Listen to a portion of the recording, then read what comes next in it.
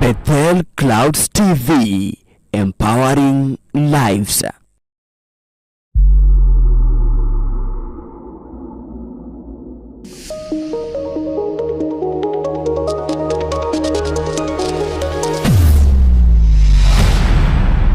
Bethel Clouds TV, empowering lives.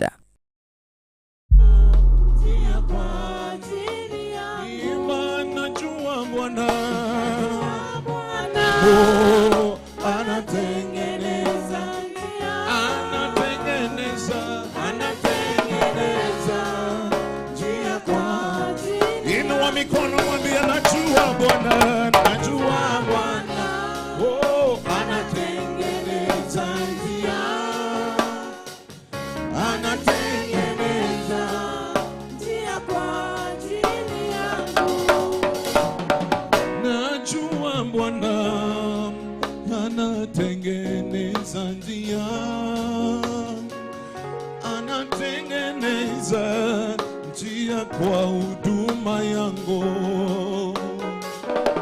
Najua Bwana anatengeneza njia, anatengeneza njia kwa familia yangu. Najua Bwana anatengeneza njia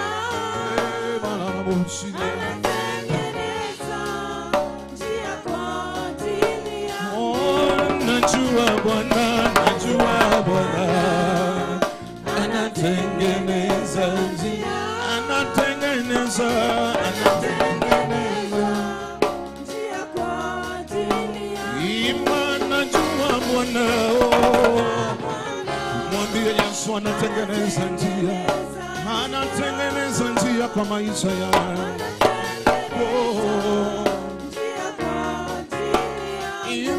Najua Bwana, najua Bwana anatengeneza njia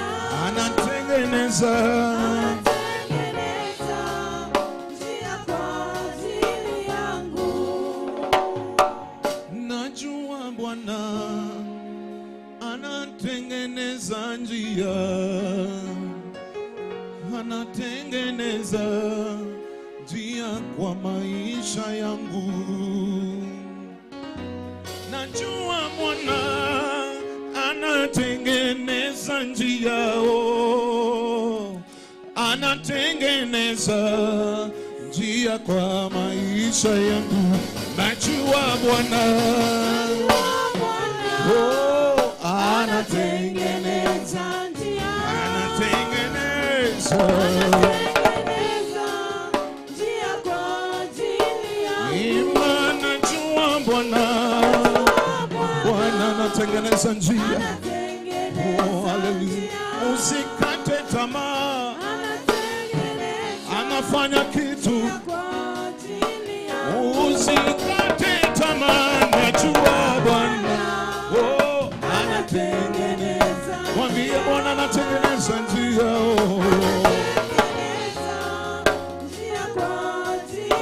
Mwambie Bwana anatengeneza njia. Najua Bwana anatengeneza njia, anatengeneza njia kwa ajili yangu. Najua Bwana kale boshiri andala na Bwana anatengeneza njia, anatengeneza njia kwa ajili yangu. Thank you Jesus, thank you Lord. To mikono yako mwambie Bwana asante. Just know you are in the presence of God. Forget about everything. Forget about what you are passing through. Forget about whatever situation you're in. Just tell God, I'm in your presence. There is nothing beautiful than being in the presence of God. In the mighty name of Jesus, just tell him something. Tell him something. Open your heart. Lord,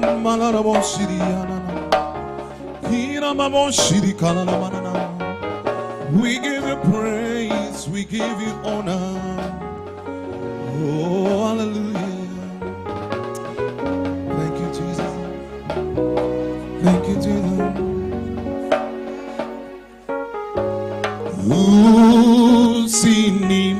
usinipite Mwokozi,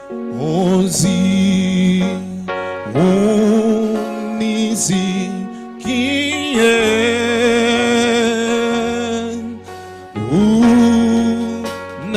unapozuru wengine,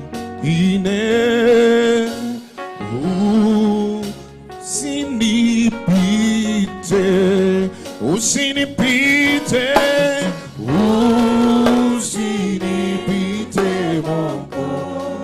Inua mikono mwambie Yesu, unisikie Bwana Yesu, unapozuru wengine.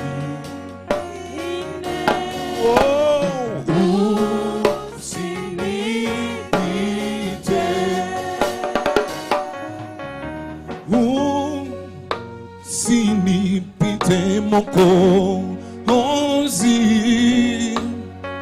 unisikie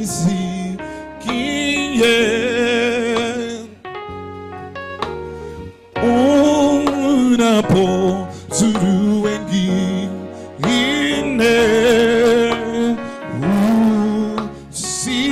usinipite, usinipite,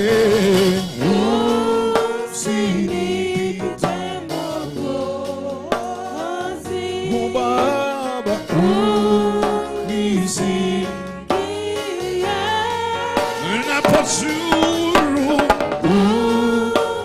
unapozuru wengine. Baba, usinipite. Iyo ninasema Yesu, oh Yesu,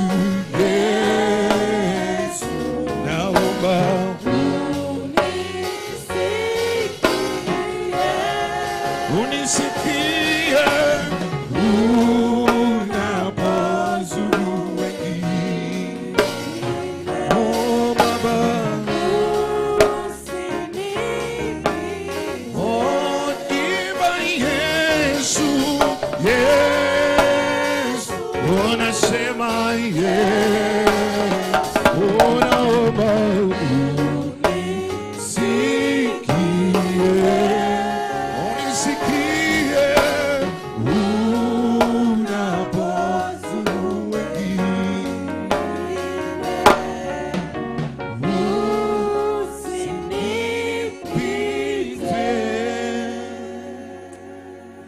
Jesus. We bless your name. Father, we thank you. We bless you. We give you praise, glory, honor, and adoration. Thank you for your word from your servant. We pray for the grace of God to be evident in our life. We give you praise. We give you honor with our club offerings. We thank you, Jehovah. Tunapokupigia makofi, asante. Thank you, Jesus. Thank you, Jesus. Hallelujah. Nipungie tu mkono hewani katika jina la Yesu. Amen. Hakuna kitu kizuri kama kukua katika uwepo wa Mungu. Bwana asifiwe sana. Ukiniambia nichague uwepo wa Mungu na maandamano, nitachagua uwepo wa Mungu. Lakini najua kuna ule atapenda maandamano.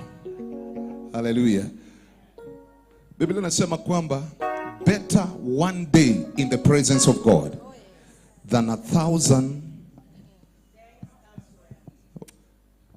Wamesoma Biblia, than 1,000. It is better to be in the presence of God. Hallelujah. Kwa presence za Mungu hapo ndio unafanyiwa manicure. Okay. Hapo ndio unafanyiwa pedicure. Wewe nyamaza tu. Hapo ndio unafanyiwa kila kitu. In the presence of God. Guza mwenzako mwambie in the presence of God. Salamia wawili mwambie in the presence of God. Hallelujah. There is nothing sweet than being in the presence of God. Kama ulikuwa umechapa, Mungu anakutengeneza. Kama ulikuwa umefika 50, anakurudisha 25. In the presence of God. Guza mwenzako mwambie in the presence of God. Ukiona mtu akusalamia ndiye aliua nyanya yako, sema tu in the presence of God. Sema in the presence of God. Let's create some movement. Tembelea watu wawili watatu, hata kama ni landlord na hujalipa rent, anaweza kusamea. Tembelea watu wawili watatu, waambie in the presence of God. Hallelujah. Hallelujah. In the presence of God. Amen. Praise the name of the Lord. Unasalamia tu mtu vizuri kwa sababu ni utukufu wa Bwana. Hallelujah. Ninangoja dramist. Unasalamia tu mtu tu, unamjulia hali. Amen. Unamjulia hali. Bure usiombe namba ya simu na password ya simu. Wewe unasalamia tu mtu katika jina la Yesu. Amen. We bless the name of God. We bless the name of God. Wanavyombo, ninawangoja katika jina la Yesu. Inua tu mikono juu katika jina la Yesu. Let me tell you one thing. Kidogo tu. Kidogo tu. One thing. Somebody told me ati mnapenda kuambia watu inua mikono. Mnapenda kuambia watu rusha mikono. Let me tell you, kuna uponyaji huwa inatoka through that. Ukiambia mtu inua mikono, we inua. Because there is something that God does. Praise the name of the Lord. Anasema nitaketi katika sifa ya watoto wangu. When you praise God, hauhitaji kuomba sana, just praise God. No matter the situation, just praise God. No matter the condition, praise God. Amen. Hallelujah. Amen. Bwana asifiwe sana. Amen. Praise the name of God. Inua tu mikono tusifu Bwana. Biblia inasema kwamba walizunguka kuta ya Yeriko mara 7, and when they went the 7th time, ukuta ilianguka chini. The walls came down. Bwana asifiwe sana. And the things ya Mungu ni foolish kwa wale wanaangamia. Hallelujah. It looks foolish to those that are perishing. But inua tu mikono tu if you know what God wants to do to you. Nataka tuhesabu 1, 2, 3 and then we praise the Lord. Na nataka upige shangwe na vigelegele. Forget about your situation. Forget about your condition. Forget about who said whatever he said. You know you are God and you know what you want. Inua tu mikono tu katika jina la Yesu. Ninahesabu 1, 2, 3. Nataka nisikie shangwe na vigelegele katika jina la Yesu. Inua mikono juu, inua mikono juu, inua mikono juu. Haya, 1. Wamama wenyewe wanapiganga kelele. Ngoja kwanza. Ngoja kwanza. Unajua kuna watu wako gifted kwa matanga. Kama mimi ni mtu wa Western. Kuna watu wako gifted kwa matanga, akipiga nduru lazima muongeze vikombe 3 ya chai. They are professional mourners, thank you.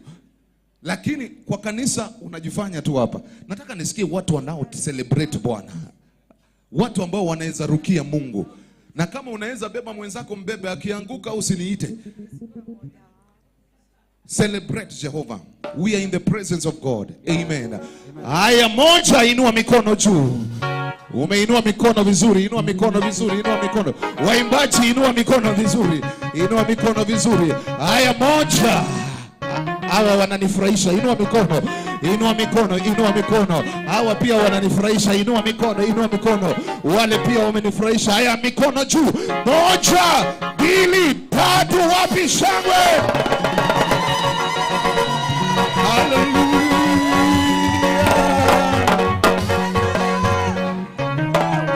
Bwana wa majeshi leo ainuliwe.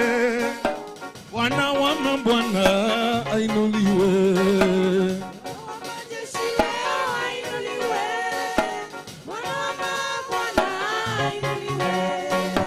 Bwana wa majeshi leo ainuliwe. Bwana wa mabwana ainuliwe.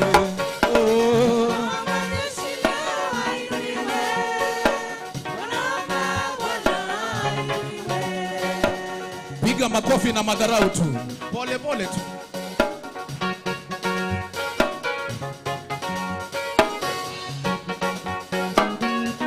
Piga tu makofi pole pole tu. Bwana wa majeshi leo ainuliwe. Bwana, Bwana wa mabwana ainuliwe.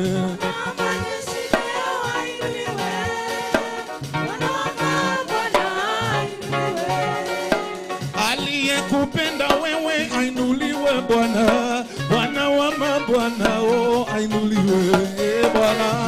Majeshi leo ainuliwe, Bwana wa mabwana ainuliwe. Anayetenda mazuri yo ainuliwe, oh Bwana wa mabwana ainuliwe. Majeshi leo ainuliwe, Bwana wa mabwana ainuliwe. Piga makofi ya juu tu, pole pole tu.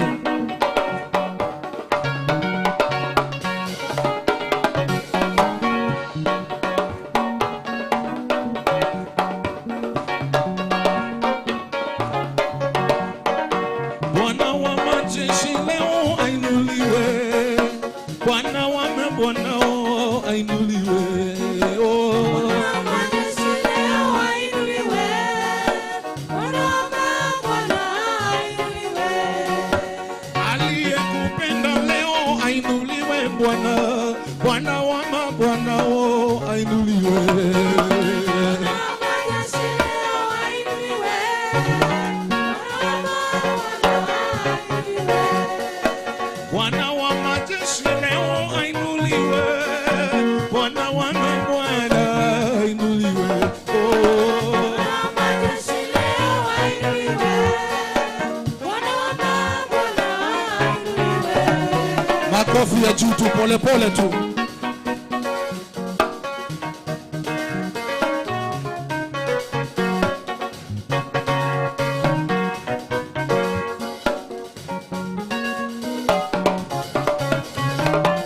Aliyenipenda mimi ainuliwe Yesu, Bwana wa mabwana oh ainuliwe. Majeshi leo ainuliwe, Bwana wa mabwana ainuliwe. Bwana wa majeshi leo ainuliwe Bwana oh, Bwana wa mabwana oh ainuliwe. Majeshi leo ainuliwe, Bwana wa mabwana ainuliwe. Tunamwimbia Bwana, tunamwimbia Yesu. Tunamwimbia Bwana, tunamwimbia Yesu. Oh, tunamwimbia Bwana, tunamwimbia Yesu. Oh, tunamwimbia Bwana, tunamwimbia Yesu. Oh, tunamwimbia Bwana, tunamwimbia Yesu.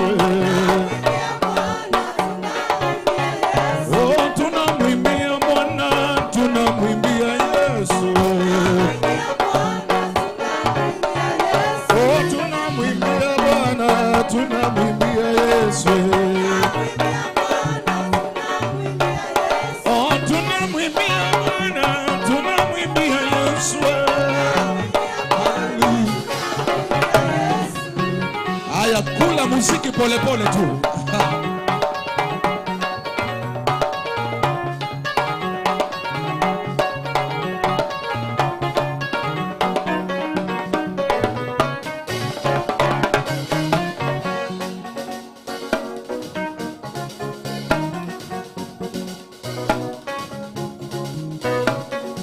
Hallelujah. Baba, naomba nitembee nawe milele. Naomba nitembee nawe milele. Baba, naomba nitembee nawe milele.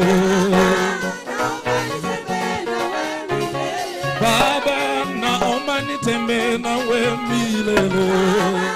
Naomba nitembee nawe milele. Baba, naomba nitembee nawe milele. Naomba nitembee nawe milele. Baba, naomba nitembee nawe milele. Naomba nitembee nawe milele. Kwa maisha yangu naomba nitembee nawe milele. Naomba nitembee nawe milele. Baba, naomba nitembee nawe milele. Naomba nitembee nawe milele. Oh Baba, naomba nitembee nawe milele. Naomba nitembee nawe milele. Baba, naomba nitembee nawe milele. Naomba nitembee nawe milele.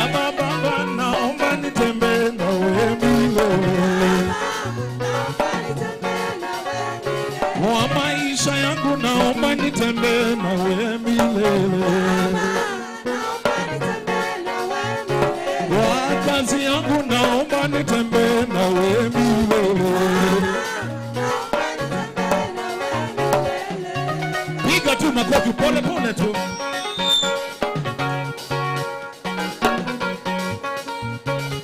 Baba, naomba nitembee nawe milele. Baba yangu naomba nitembee nawe milele. Ninapoteseka naomba nitembee nawe milele. Nitembee nawe, nitembee nawe, nitembee nawe.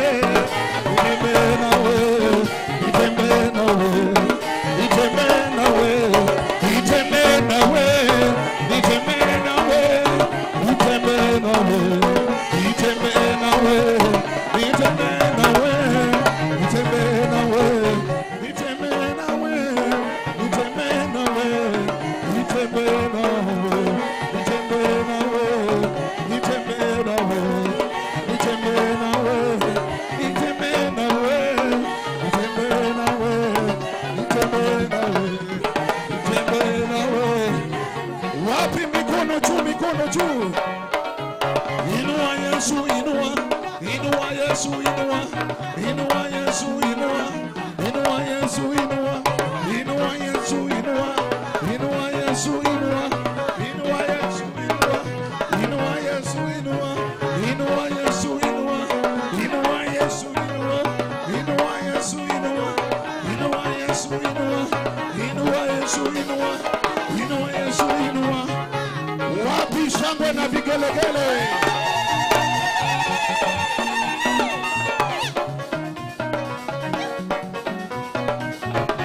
Wapi vigelegele kwa Yesu? Amenipanua Bwana, amenipanua Bwana, amenipanua Bwana, amenipanua Bwana. Amenipanua, amenipanua Bwana. Unapanua mikono. Amenipanua Bwana. Amenipanua Bwana. Amenipanua Bwana. Amenipanua Bwana. Amenipanua Bwana. Amenipanua Bwana, amenipanua, amenipanua Bwana, amenipanua, amenipanua Bwana, amenipanua Bwana, ameniinua Bwana, ameniinua Bwana, ameniinua Bwana. Ameniinua Bwana, ameniinua, ameniinua Bwana, ameniinua Bwana, oh Bwana, ameniinua Bwana, ameniinua Bwana, ameniinua Bwana Yesu, ameniinua Bwana, ameniinua Bwana, ameniinua Bwana,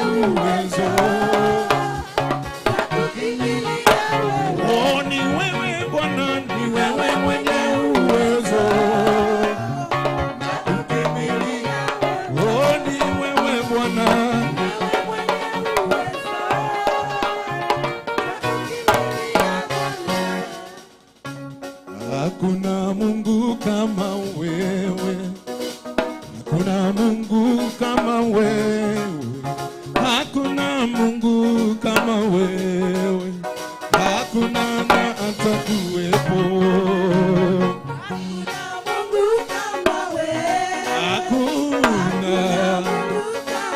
Mwambie Yesu hakuna, hakuna Mungu kama wewe Bwana.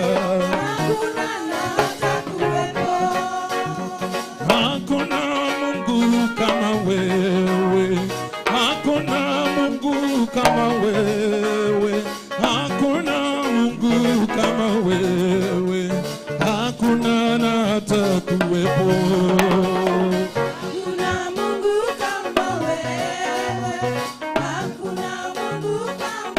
Hakuna Mungu kama wewe, hakuna Mungu kama wewe, hakuna na atakuwepo. Maishani mwangu dunia nzima hakuna kama wewe, hakuna na atakuwepo. Hakuna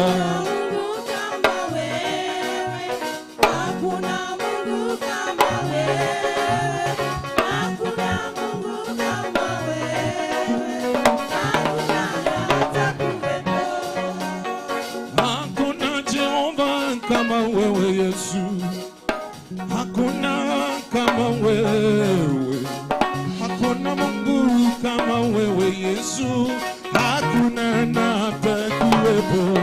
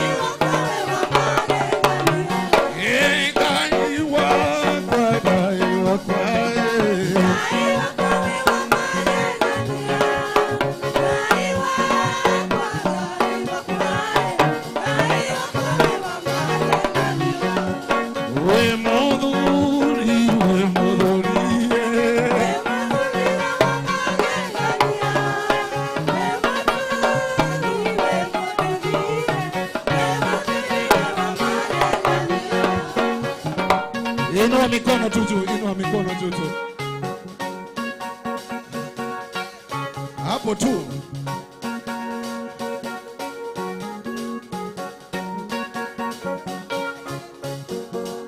Ee Bwana uniinue kwa imani, nisimame nipande milima yote. Ewe Bwana unipandishe, ewe Bwana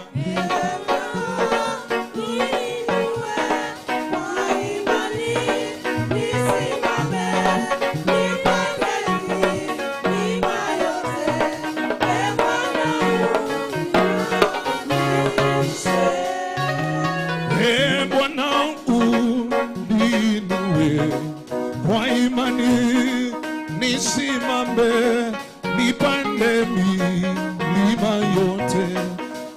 Bwana unipandishe.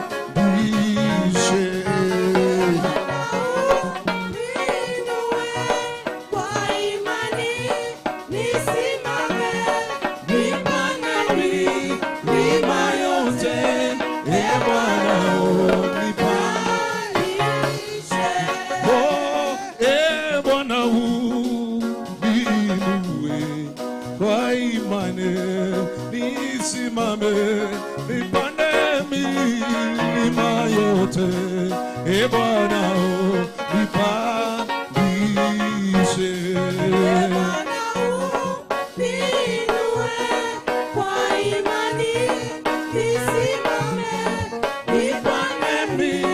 Milima yote, e Bwana unipandishe. Nataka nipandishwe juu mahali patakatifu, maombi yasikie Bwana, maana nipandishe. E Bwana uniinue kwa imani, nisimame nipande milima yote, e Bwana nipandishe. Ewe Bwana niinue kwa imani, nisimame nipande milima yote, e Bwana nipandishe. E Bwana uniinue kwa imani, nisimame nipande milima yote, e Bwana unipandishe. Ewe Bwana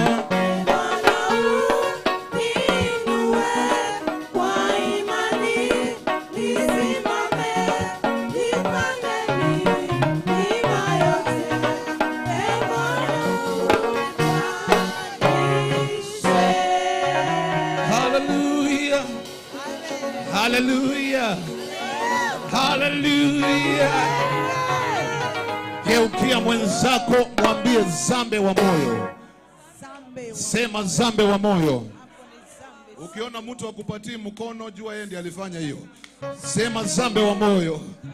Tafuta watu wawili, zambe wa moyo. Sema zambe wa moyo. Sema zambe wa moyo. Hallelujah. Inua tu mikono basi.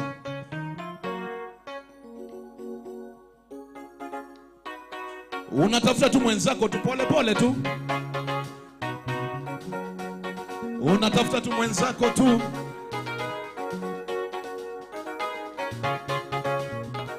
Timaneno tima tulumbelo se Bwana pepe. Haya, patia mwenzako mkono tafadhali. Pea mwenzako mkono. Timaneno tima tulumbelo se Bwana pepe. Timaneno tima tulumbelo se Bwana pepe. Timaneno tima tulumbelo se Bwana pepe. Timaneno tima tulumbelo se Bwana pepe. Timaneno tima tulumbelo se Bwana pepe. Timaneno tima tulumbelo se Bwana pepe. Timaneno tima tulumbelo se Bwana pepe. Yekele kele. Yekele kele. Yekele kele. Yekele kele. Jesus. Yekele kele. Yekele kele. Yekele kele. Yekele kele. Yekele kele. Yekele kele. Onulina mami. Yekele kele. Haya basi, fanya hivi tu, weka mikono tu hivi hapo tu, twende. Mupe mwenzako mkono kwa jina la Yesu. Hapo tu, Mpe mwenzako mkono kwa jina la Yesu.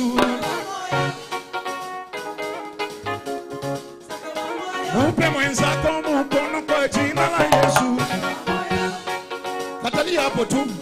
Katalia tu hapo. Anaitwa Alex. Katalia hapo tu. Mpe mwenzako mkono kwa jina la Yesu. Mpe mwenzako mkono kwa jina la Yesu. Yekelekele. Yekelekele. Yekelekele. Yekelekele. Yekelekele. Yekelekele. Oh baba wangu. Yekelekele. Oh mulina wangu. Yekelekele. Ay ay ay ay. Yekelekele. Oh yo yo yo. Yekelekele. Ay ay ay ay. Yekelekele.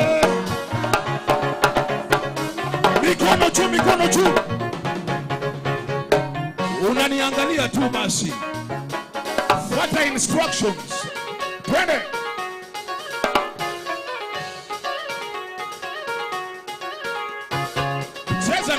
Cheza na maringo tu hapo.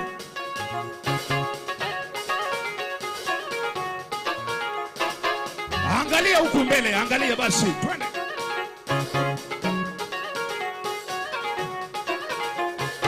Fuata instruction hapa tu.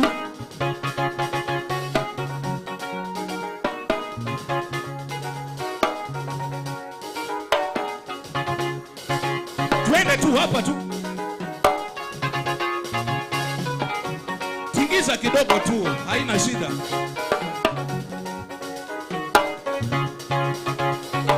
Twende basi mbele ndio hiyo. Na ufanye venye mtafanya. Uhakishe umefanya hivyo. Twende. Kila mtu twende.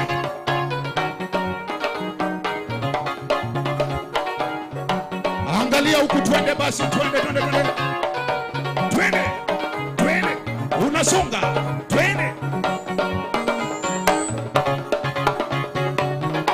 Geuka twende.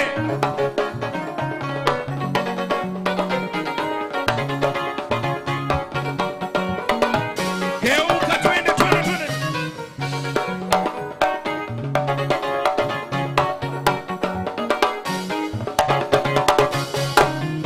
You are Jehovah. You are milele. Mataifa tumusifu Yesu yu hai. You are Jehovah. You are milele. Mataifa tumusifu Yesu yu hai. You are Jehovah.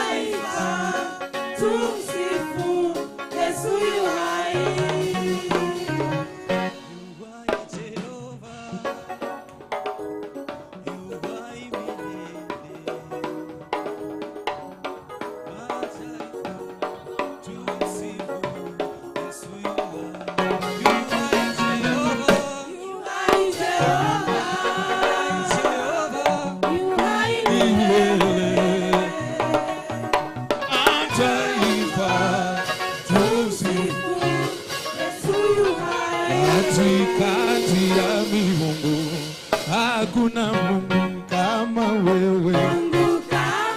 Oh, katikati ya miungu hakuna Mungu kama wewe. Oh, katikati ya miungu hakuna Mungu kama wewe. Oh, katikati ya miungu hakuna Mungu kama wewe. Katikati ya miungu hakuna Mungu kama wewe. Katikati ya miungu hakuna Mungu kama wewe. Oh, katikati ya mji wa Nairobi hakuna Mungu kama wewe. Oh, Mungu kama wewe.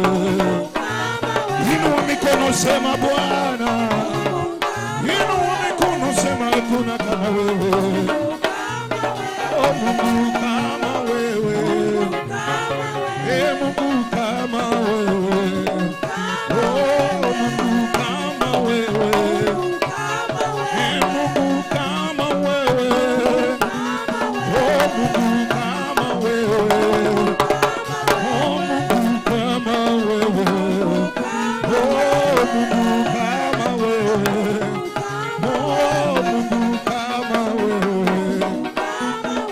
Mungu kama wewe. Oh, Mungu kama wewe. Oh, Mungu kama wewe. Oh, Mungu kama wewe. Mungu kama wewe. Oh, Mungu kama wewe. Mungu kama wewe. Oh, Mungu kama wewe. Mungu kama wewe. Mungu kama wewe. Mungu kama wewe. Oh, Mungu kama wewe. Mungu kama wewe. Oh, Mungu kama wewe. Mungu kama wewe. Oh, Mungu kama wewe. Mungu kama wewe. Wapi shangwe na vigelegele kwa Yesu? Haleluya. Wapi shangwe na vigelegele kwa Yesu? Haleluya. Wajaluo wangapi wako kwa nyumba ya Bwana? Wajaluo wangapi? Si ukabila, wewe inua mkono. Wajaluo wangapi wako kwa nyumba ya Bwana? Tunataka tuingie Kisumu, tuondoe demonstration, tuwalete kwa ufalme. Sema amen. Waache kurusha mawe, wapigie Yesu makofi. Muko tayari? Muko tayari? Na sisi wote ni same kwa jina la Yesu. Dramista. Hallelujah. Engi malomba. Ewani wani. Ewani wani. Oh, engi malomba. Oh. Engi malomba. Nyanzula malomba. Oh, engi malomba. Oh. Wecheza tu hata kama ujui. Engi malomba. Oh. Engi malomba. Jovani seloba. Oh, engi malomba. Engi malomba. Jovani seloba. Twende tu pole pole tu.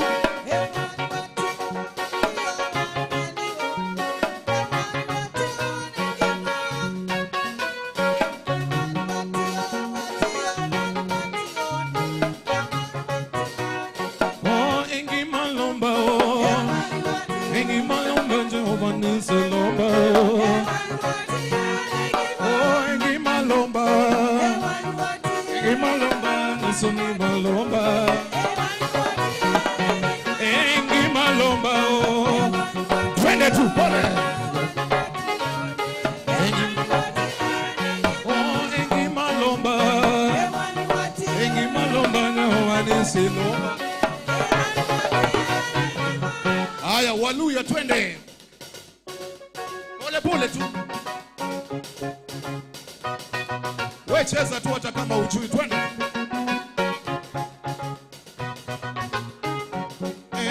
Mwikulu haleluya.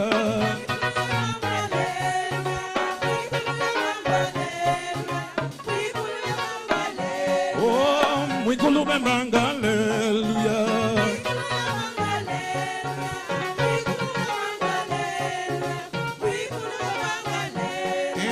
Mwikulu haleluya.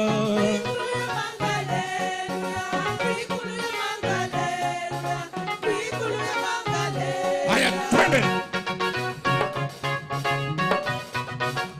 Twende. Ha. Buchu. Hapo. Haleluya, haleluya.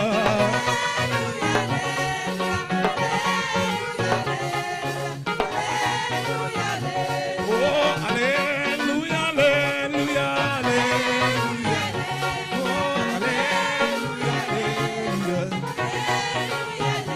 Oh, haleluya, haleluya. Haleluya. Oh, haleluya. Oh, haleluya, haleluya.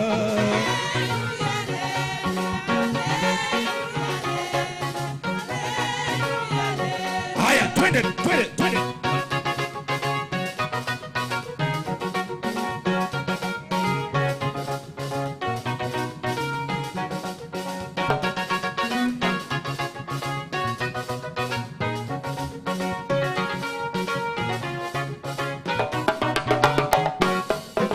Masaika Yesu kachiranga njenda. Oh, haleluya, kachiranga njenda. Masaika Yesu kachiranga njenda. Oh, haleluya, kachiranga njenda. Oh, masaika Yesu kachiranga njenda. Haleluya, kachiranga njenda. Haleluya. Oh, muona wa Yesu uchiranga njenda. Ka Yesu kachiranga njenda. Haleluya, kachiranga njenda. Oh, Yesu mulaiko. Yesu mulaiko. Yesu mulaiko. Yesu mulaiko. Yesu mulaiko. Yesu mulaiko. Yesu mulaiko. Yesu mulaiko. Yaninda yambonya. Yesu mulaiko. Yesu mulaiko. Yesu mulaiko. Yesu mulaiko. Wapi makofi? Ninakwatia ngai wakwa, ninakwatia tata. Oh, ninakwatia ngai wakwa, ninakwatia tata. Haya, twende tu Wakamba.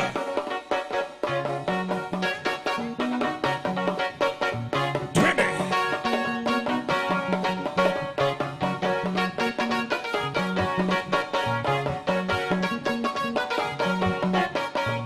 Oh, ninakwatia tata, ninakwatia ngai wakwa. Oh, ninakwatia ngai wakwa, ninakwatia tata. Ninakwatia ngai wakwa, ninakwatia tata. Oh, ninakwatia ngai wakwa, ninakwatia tata. Oh, ninakwatia ngai wakwa, ninakwatia tata. Twende. Oh, ninakwatia ngai wakwa, ninakwatia tata. Tata, tata. Oh, tata, tata.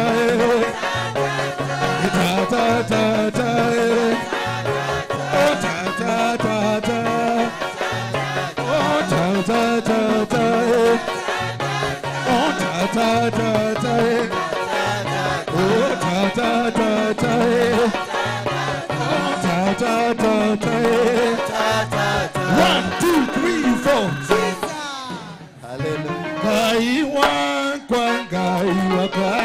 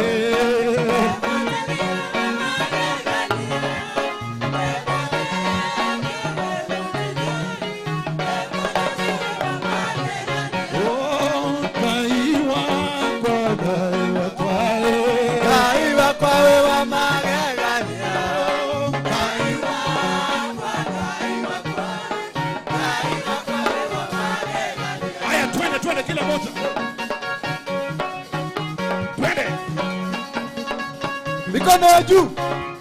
Piga makofi. Juu.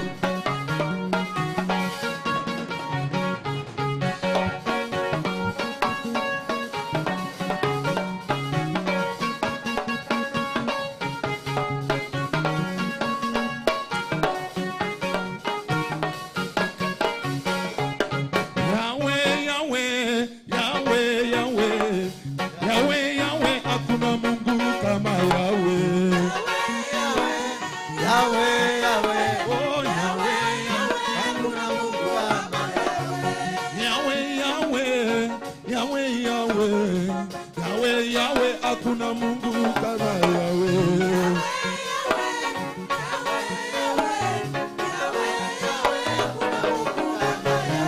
Oh Yahweh, Yahweh, Yahweh, Yahweh, Yahweh, Yahweh, hakuna Mungu kama Yahweh.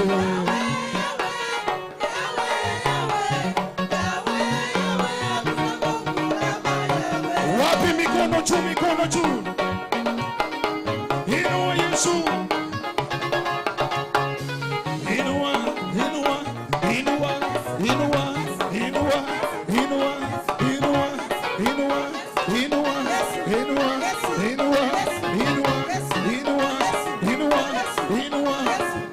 Wapi shangwe na vigelegele?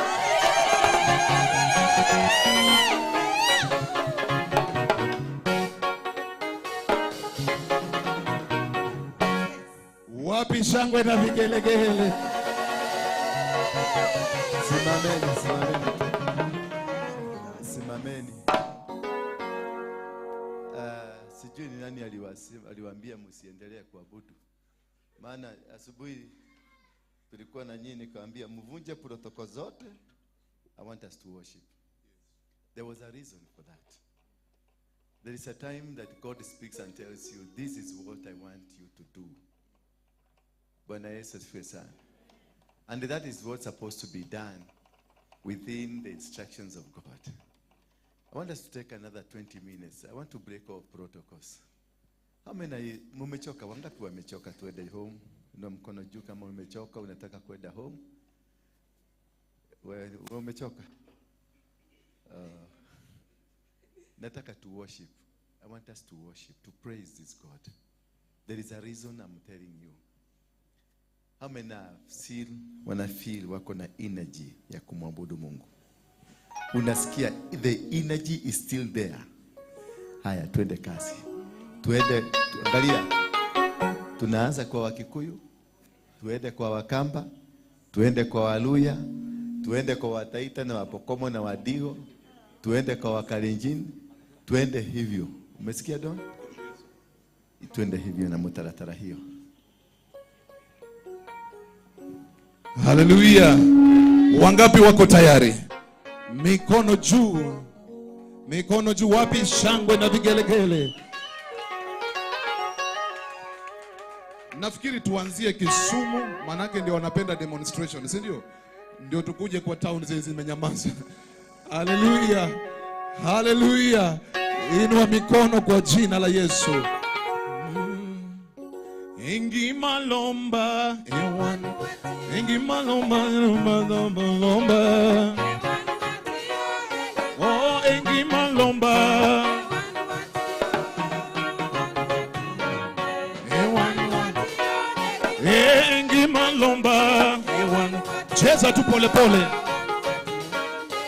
Ewan ewan, ingi malomba oh. Ingi malomba roba nisiloba. Ingi malomba.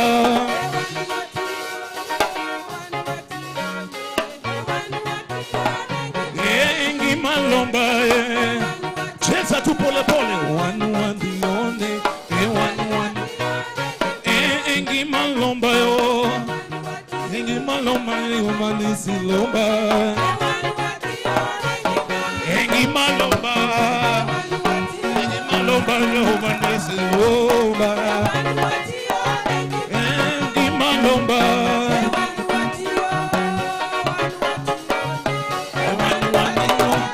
Ingi malomba yo.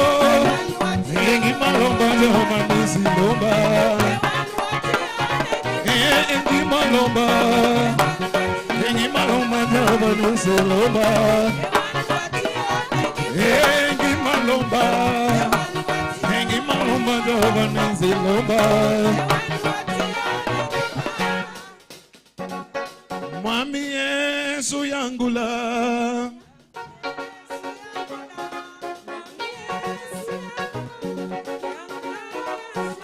twende mwami Yesu yangula oh.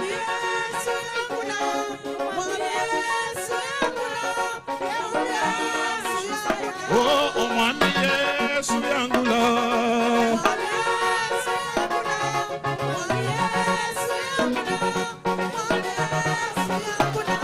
Mwami Yesu yangula.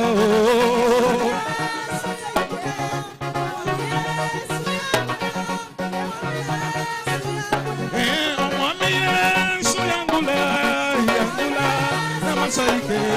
Mwami Yesu yangula. Oh, mwami Yesu yangula.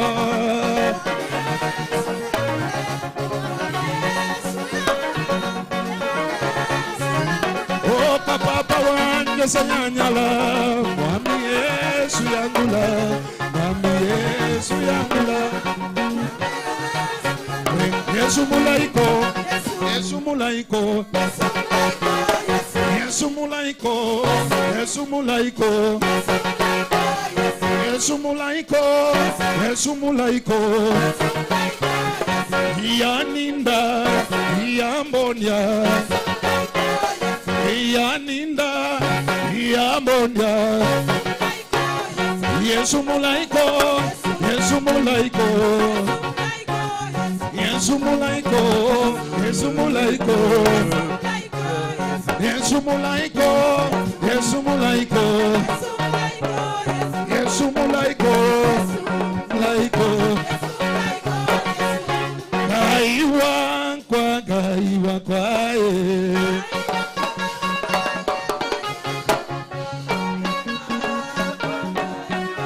twende gaiwa kwa oh gaiwa kwa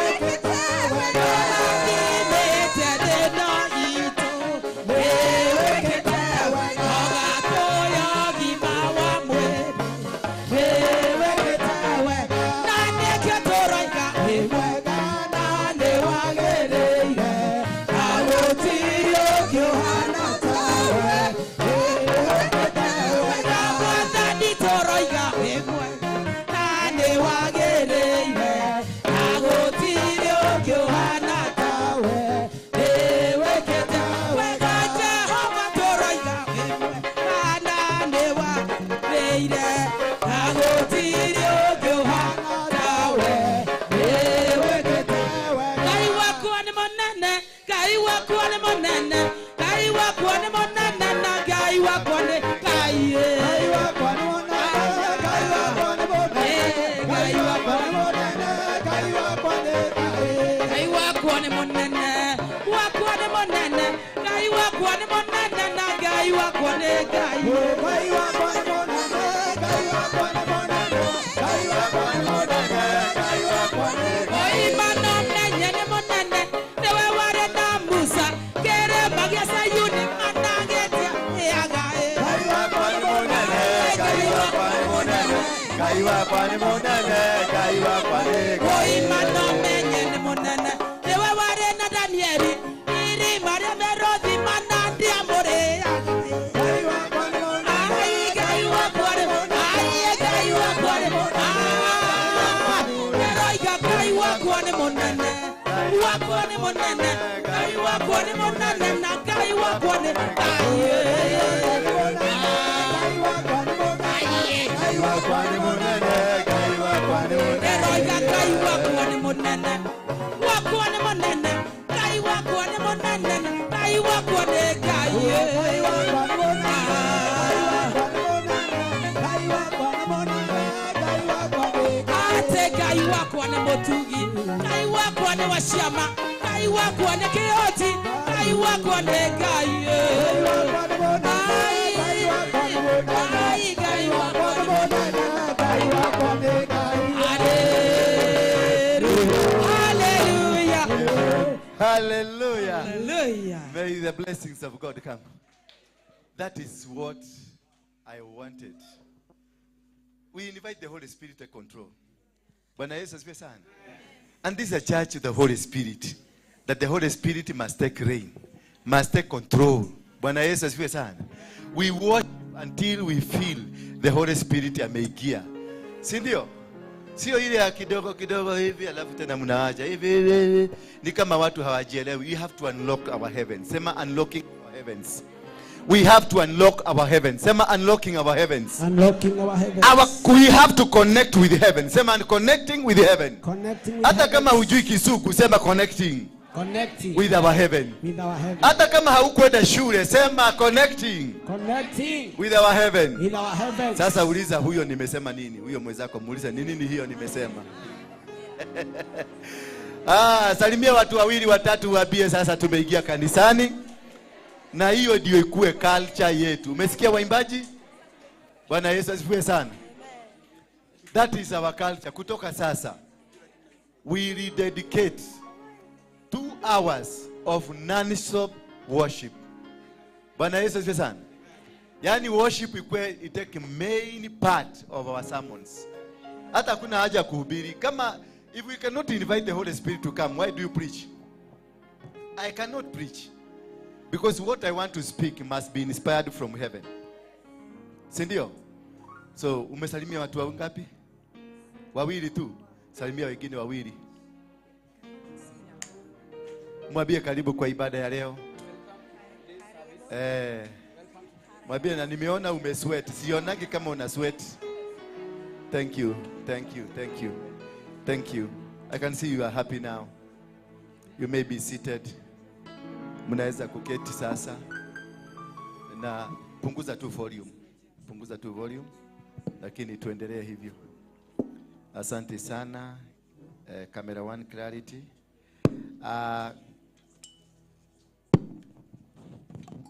Thank you very much. I'm happy.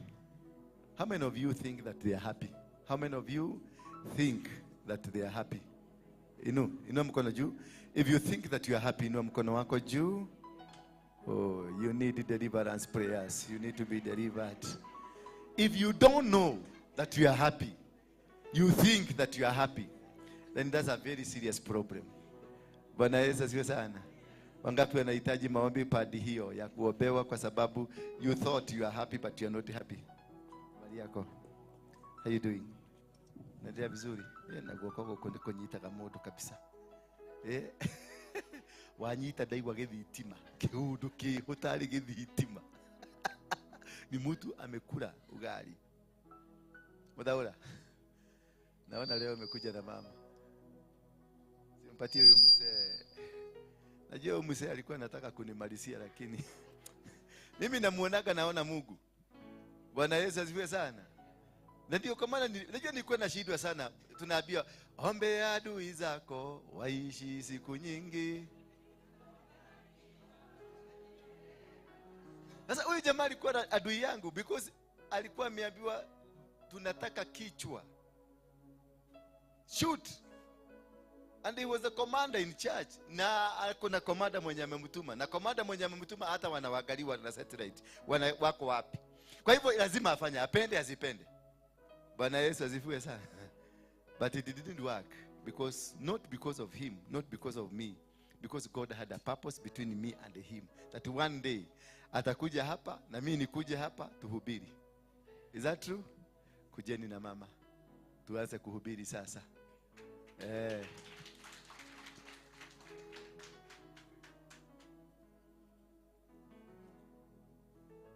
Salimia watu wa Mungu alafu tuambie the woman beside you. Not behind you. Mimi mwanamke Mungu akinijalia usikuje behind me. Kanisa Bwana asifiwe. Twende pamoja. Wangapi wanijui? Kwa majina naitwa Mudhaura, nimeokoka na Kristo ni Bwana. Na ni Yesu nafurahia. Ni Yesu alinitafuta, si mimi nilimtafuta. Tumetoana na ndugu pale mrefu. Ni story mrefu. Lakini my happiness is that Kristo wacha Mungu aitwe Mungu. Wacha Mungu aitwe Mungu. Beside me hapa ni bibi yangu anaitwa Mama John. Labda wasalimie. Praise Lord. Kwa majina mimi naitwa Monica, siitwi Mama John, naitwa Monica. Mama John ni uko, but saa hii mimi ni Monica wa Yesu. Praise the Lord. Bwana wangu ndiye alifanya nijue hii kanisa, but nilikuwa nafuata apostle kwa YouTube, nikawa naambia mzee, hii maneno anaongea tunafaa kumtafuta. Akaniambia si huyu ni rafiki yangu, nilikuwa nimepewa kazi mingi sana nimalizie, but naona aliguswa na Yesu. Bwana Yesu asifiwe. Ndio tukaanza kufuata, akaniambia ashafika huku. Mimi nikianza biashara yangu, mimi nausanga kuku by the way, za kienyeji. Nikianza biashara yangu nikaambia mzee lazima unipitishie huko before nianze hii biashara. Tukakuja na Mungu ni mwema. Tukapata apostle kwa ofisi nikienda safari, na sasa naona mkono ya Bwana. Bwana Yesu asifiwe. Na mimi I will be original member in this church. Original member, yani member. Haya, niko na ujumbe kitu ningewaachia. Sitataja yote, mnakumbuka kuna wakati uliomba hapa. Na wanakapokanyanga hii madhabahu, wao wanakuja ukanyanga hii madhabahu, ujue na kuchukua baraka ama laana. Lakini kuna kitu tuliomba hapa sisi zote tukainama. Mnakumbuka siku hiyo tukaguza chini, nimeanza kuona mabadiliko. Hiyo roho anatembea, sitaki kumtaja hiyo roho alikuwa anatembea. Nimeona ameanza kwenda down. Na muendelee kuombea serikali, muendelee kuombea Ruto. Amefunguka sasa, ni Ruto mwingine, si ule tulikuwa tunafikiria. Yes. Yes. Sasa. Na wale wanatumwa kuja nao kuangalia kanisa iko na watu wangapi kwa makanisa majirani. Na kuomba kama uko hapa, ujue hapa ni moto. Enda ukapigane na roho zile ziko nje, wacha kupigana na wale wako ndani hapa. Ya mwisho ni kuambia, nilikuwa nasoma kitabu kingine mama ndio nilikuwa naambia, Paulo alikuwa ameshikwa akiwa mahabusu kuelekea Roma. Kuna wakati walifika ni dhoruba ikatokea, meli yao ikaanza kugonga-gongwa, ikabindi wakashukia pale kunaitwa Malta. Wakati walishuka pale, Biblia inasema kulikuwa na baridi na mvua ilikuwa inanyesha. Wakati alivuka pale, alienda kutafuta kuni za kuchoma moto. Na moto kunanyesha.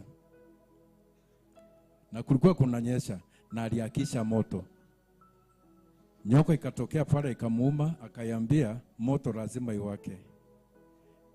Imagine kukuwa kunanyesha na moto unaakisha. Nataka kuambia hata saa zile umesikia mvua imekunyeshia, dhoruba imetokea, meli imeharibika. Akisha moto wa roho waendelee na kuomba. Bwana asifiwe. Hiyo tu. Asante Mr. Mudhaura. Mudhaura ndio alikuwa ile flying squad ya kwanza. Ile ilitengenezwa kwa sababu ya Waruinge. Na wao ndio alienda kutafuta mapujot station wagon, mapujot 12 zilikuwa na namba plate za KAM.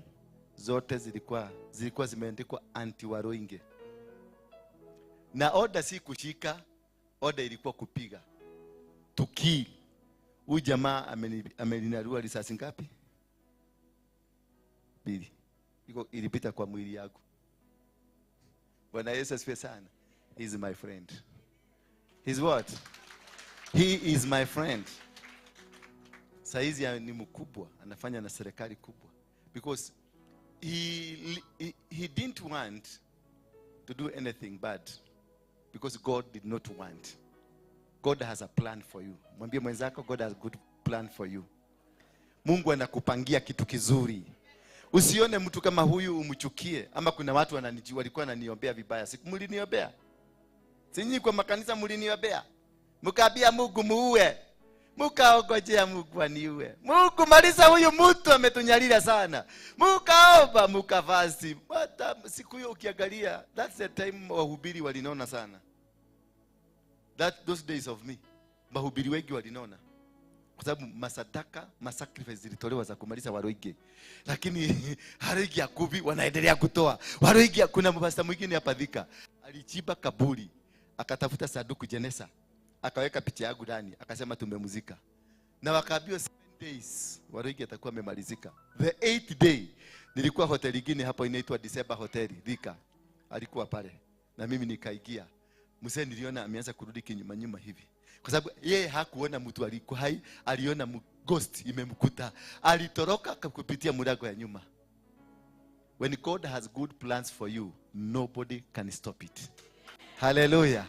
Nobody. It doesn't matter. It doesn't matter what they take you for. It doesn't matter how they have classified you. It doesn't matter what they say. Ama majina wamekupatia.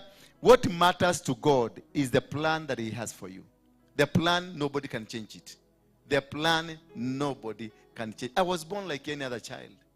But how, and the things, how they happened, I don't know. I found myself in all those. I was like these young kids. Bwana asifiwe sana. Watoto, semeni Bwana Yesu.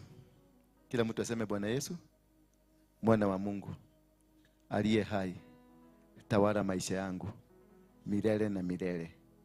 Amen. Sasa nataka hivi. Unaona ile mlango pale? Munaona? Na kusikukue kamoja kakupotelea hapa katikati. Muende muigie. Kuja, tagulia. Anza kwenda. Tagulia, fuata yeye. Hapa, fuata hapa. Angalia. Hapa hivi. Hapa hivi. Muende hivyo. Kale kingine kamkorofi kako wapi? Kahidho, kuja hapa. Si unaona?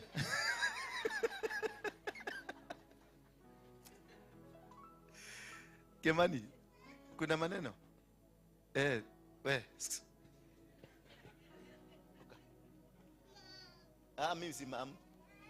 Mimi si mamu. Wende huko kabisa. Na ukafuga hiyo mlango. Fuga. Ni mtoto mkorofi kabisa. Lakini ni general. Hivyo ndivyo nilikuwaga. Bwana Yesu asifiwe. Bwana Yesu asifiwe. Pigia Bwana Yesu makofi. Mungu awabariki sana katika jina la Yesu Kristo. Majina yangu ni Samuel Kimani. Niko na announcements kidogo. Amen. The first announcement ni iko katika Psalm 139 verse 14. Inasema, I am beautifully and wonderfully made. I am fearfully and wonderfully made. Your works are wonderful, and that I know very well. Bwana Yesu asifiwe. Ningetaka ujue siku ya leo ya kwamba you are fearfully. Bible inasema fearfully and wonderfully made. Ambia mwenzako, you are fearfully and wonderfully made. Vile ulivyo, you are fearfully and wonderfully made. Ili ni kusema ya kwamba vile Mungu alikuumba, kuna mtu huwa anakuona anatetemeka kwa sababu ya uoga. Bwana Yesu asifiwe. Ujue ya kwamba wewe uliumbwa ili usimamie nafasi ya shetani na wale malaika ambao walianguka. Bwana Yesu asifiwe. Kwa hivyo shetani akikuona vile umeumbika, anatetemeka. Anakuwa na hofu moyoni mwake. Bwana Yesu asifiwe. Anafadhaika moyoni mwake. Amen. So you are fearfully, beautifully and wonderfully made by Jesus Christ. Amen. Hiyo ingine tutaendelea kutoka hapo. The second announcement, tungetaka kuwakaribisha wale wote wamekuja katika ibada ya siku ya leo. Wewe ukiwa mmoja wao, jipigie makofi. Karibu sana katika nyumba ya Bwana. Amen. Na specifically tungetaka kutambua wale wageni ambao ni siku yao ya kwanza kututembelea katika ibada ya siku ya leo. If you are a first time visitor, would you please stand up so that we may recognize you, so that we may acknowledge you. Nani wametutembelea mara ya kwanza siku ya leo? Tuko na wageni. Pigeni wageni wetu makofi. Makofi mazuri. Amen. Our sisters, welcome our sisters, hug them. Our brothers, welcome our brothers and hug them, greet them. Amen. Kila mtu ili aweze kujisikia ya kwamba ako mahali ambapo panafaa. Salimieni ndugu yetu pale. Hana mtu wa kuwasalimia. Wazee salimia mzee mwenzetu mahali pale, na Mungu atawabariki sana katika jina la Yesu Kristo. Amen. Mungu awabariki sana katika jina la Yesu Kristo. Na tumefurahia sana kwa sababu ya vile mumeendelea kusimama na hii huduma kwa vyovyote vile, kwa maombi, kwa ushirika, kwa mali yenu, na tungetaka kuendelea kuwahimiza na kuwapa moyo muendelee vivyo hivyo, na Mungu atawabariki sana katika jina la Yesu Kristo. Amen. Na wale wangetaka kuwa members wa hii huduma, kuna cards ambazo tumechapisha. They are very good cards that ambazo tumechapisha, na mumekaribishwa kila mmoja wenu kuchukua kadi yako baada ya ibada. Hii kadi ni shilingi 200 peke yake. So umekaribishwa baada ya ibada uende kwa our brother Elder John, the chairman. Amen. Na Alex. So muende kwa wao, watawasajili kwa ile desk iko pale. Ile desk iko pale, the receptionist desk on that side. So muende hapo, watawasajili, watawapatia membership number, na Mungu atawabariki. Amen. Na wewe utawapatia shilingi 200. Alafu hapa kuna a tithe envelope. Bwana Yesu asifiwe. Siku ya leo tumeambiwa tusiguze kile ambacho ni cha Mungu, na kwa kufanya hivyo tunaonyesha Mungu upendo wetu. Amen. So there is a tithe envelope over here ambayo itaandikwa membership number yako. Kwa hivyo ukichukua membership card number, utapewa hii envelope, uandike jina yako na uandike your membership number hapa. Alafu tungetaka kufanya correction. Wale walichukua tithe envelope siku ya Sunday, si yako kukaa nayo. Utairudisha kwa Mr. John mahali pale. Unapokuja Jumapili, kabla ya kuketi chini, kama uko na tithe yako, utaitisha hiyo card, unaweka tithe yako, alafu itaandikwa hapo, alafu inarudishwa kwa John, kwa sababu watu wengi wakienda na hizi cards zinaweza potea, si ndio? Kwa hivyo ni vizuri ziwe zinawekwa hapa, na Mr. John atakuwa custodian mzuri wa hizi cards, na Mungu atawabariki katika jina la Yesu. Amen. Hallelujah. So Mungu awabariki sana katika jina la Yesu Kristo. Tuko na matangazo mengine. Number 3. Wale ambao wangetaka kuwa pillars. Na pillars ndio wanatoanga sadaka kama ya kulipa hall. Amen. Kulipa hii nyumba inagharimu pesa nyingi sana, hundreds of thousands a month. Kwa hivyo ukiwa ungetaka kuwa pillar kikingi ya kusupport hii huduma, uende kwa Mr. Steve Macharia na Magdalene. Our sister Magdalene is the back there. Our brother Steve Macharia is here. Muende kwa wao, watawapatia hizo cards, hizo forms, na mtaweza kuandika majina yenu mahali pale, na Mungu atawabariki sana katika jina la Yesu Kristo. Amen. So jambo hilo lingine ni our normal church meetings continue as usual. Mondays ni maombi ya vijana na wanakwaya. We have Monday keshas za vijana na wanakwaya, na mmekaribishwa sana katika jina la Yesu Kristo. On Wednesdays we have the women and the intercessors night vigil kesha on Wednesdays. Na Thursdays we have the men and the elders kesha on Thursday nights. Then on Friday nights ni kesha ya kila mtu, na mmekaribishwa katika jina la Yesu Kristo. Amen. Then the other thing is our visitors after church tungetaka kuwa meet one on one. Hallelujah. Na tuko na Sister Carol over there.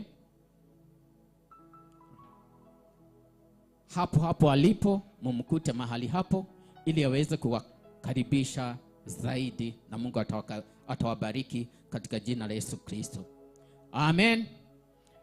The other announcement is that hii ni huduma ya ajabu sana. Bwana Yesu asifiwe. Kama vile apostle anataka tubarikiwe kiroho, anataka pia tubarikiwe kimfuko. Bwana Yesu asifiwe.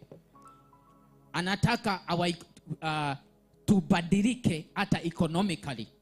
Bwana Yesu asifiwe. Diposa kwa sababu hii ametupatia mwelekeo, na pamoja tumeweza kufungua Besma Peniel Credit and Savings Cooperative Society. Bwana Yesu asifiwe. Turamita in short tunaita Besma Sacco. Besma Peniel Sacco. Bwana Yesu asifiwe.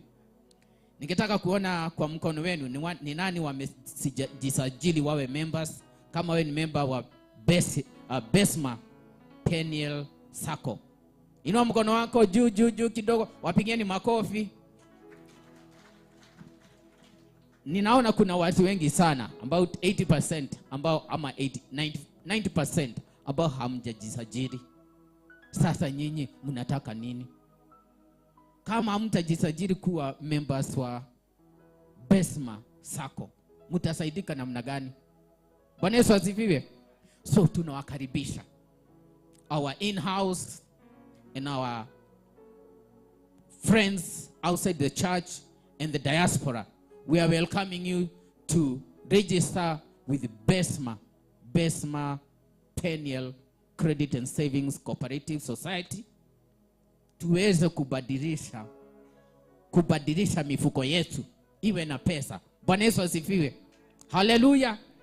Sisi wokovu wetu tunataka uonekane hata tukibadilika kifedha, economically. Bwana Yesu asifiwe. Na Yesu wetu atasifiwa zaidi, ataonekana ya kwamba yeye ni real. Amen. Nani after this atajoin Besma Sacco? Nani angetaka kuwa member wa Besma Sacco? Hebu niwaambie iko na mambo mazuri. People are not yet convinced, na kujisajili ni only 1,000. Only 1,000. Bwana Yesu asifiwe. Then you be contributing, you saving according to your ability. Amen. Na maisha yetu yatakuja kubadilika kupitia Besma Sacco. Wale waliingia, hebu niwaambie siri, wale waliingia Equity ikiwa sako kama akina Uhuru, akina Mwangi. Mlisikia kile ile maripuripu walivuna the other day. Ilikuwa hundreds of millions, in fact of billions, several billions. Unasikia mtu amegawiwa hizo.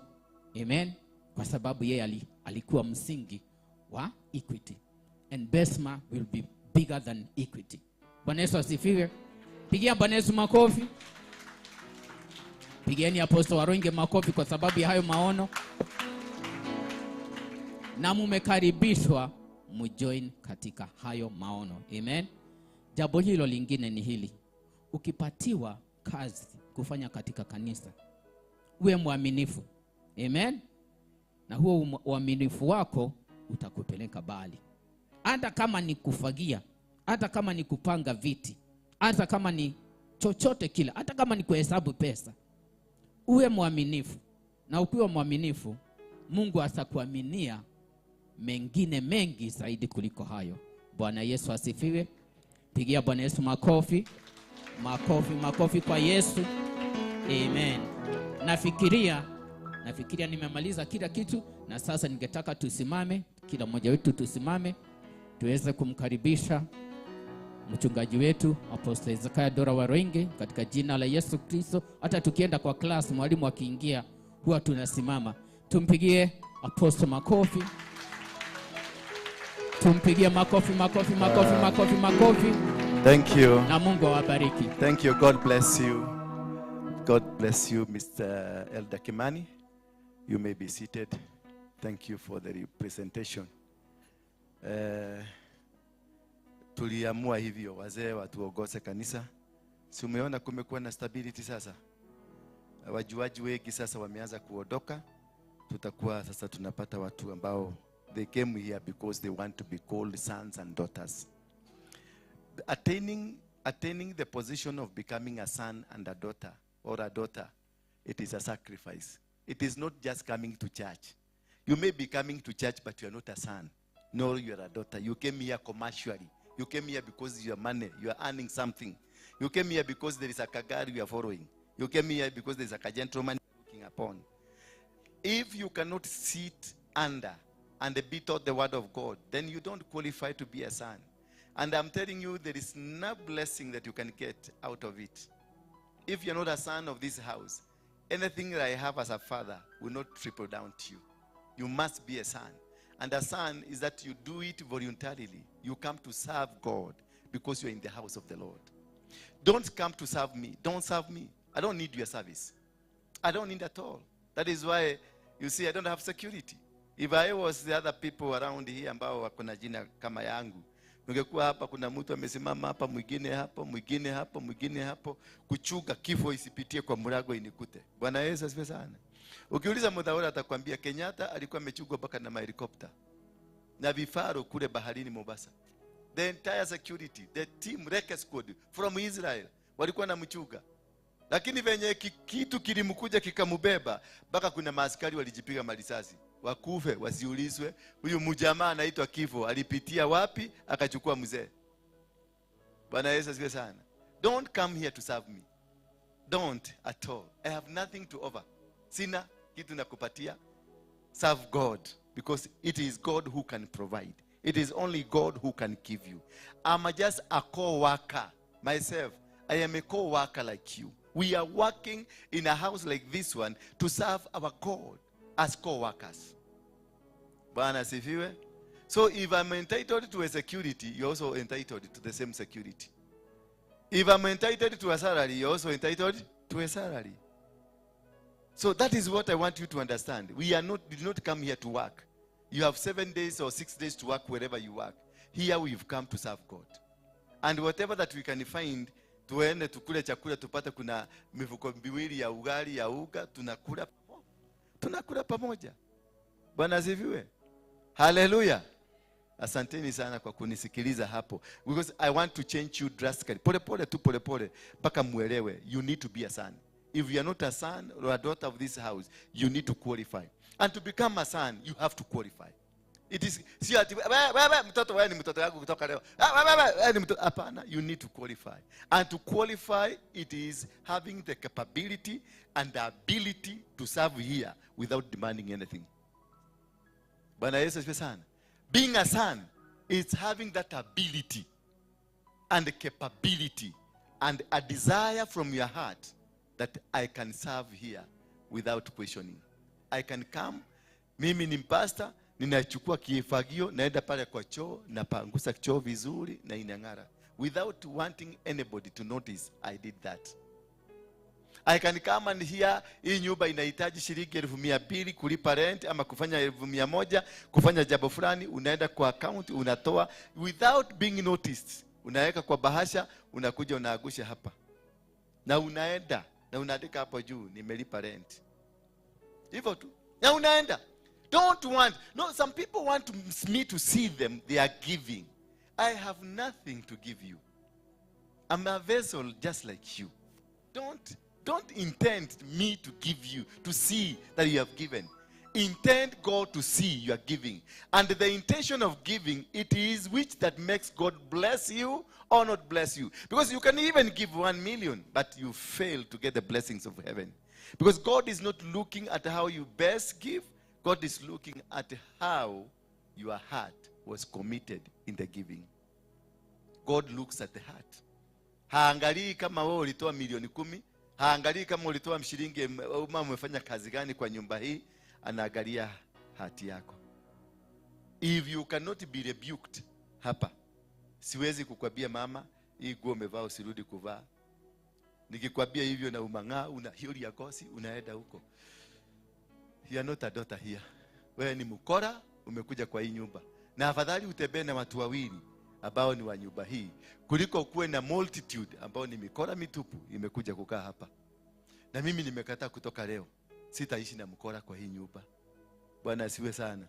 If you are not ready to become a daughter or a son, you are out of bound here. Because hakuna haja, rudi kule ulikuwa kwa wakora. Kule mnaendaga kununua miracle, rudi huko. I'm not, si popularity natafuta, I'm already popular. Ama mimi si popular? Am I not popular?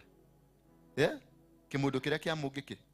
Nimutiukaga ni undu wa kimundu kiu kia mugike. Na gwenda position iyo ikari o uguo kimundu kiu kia mugike. Tondu kiu nikio kina catch. Hallelujah. Kimundu kiu. Uga kimundu kiu. Sema hiyo kimutu. Sema hiyo kimutu. Kile kibaya.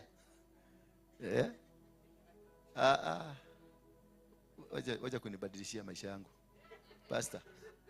Wacha kunibadilishia maisha yangu. My introduction inafanyaga hata nikienda Ulaya.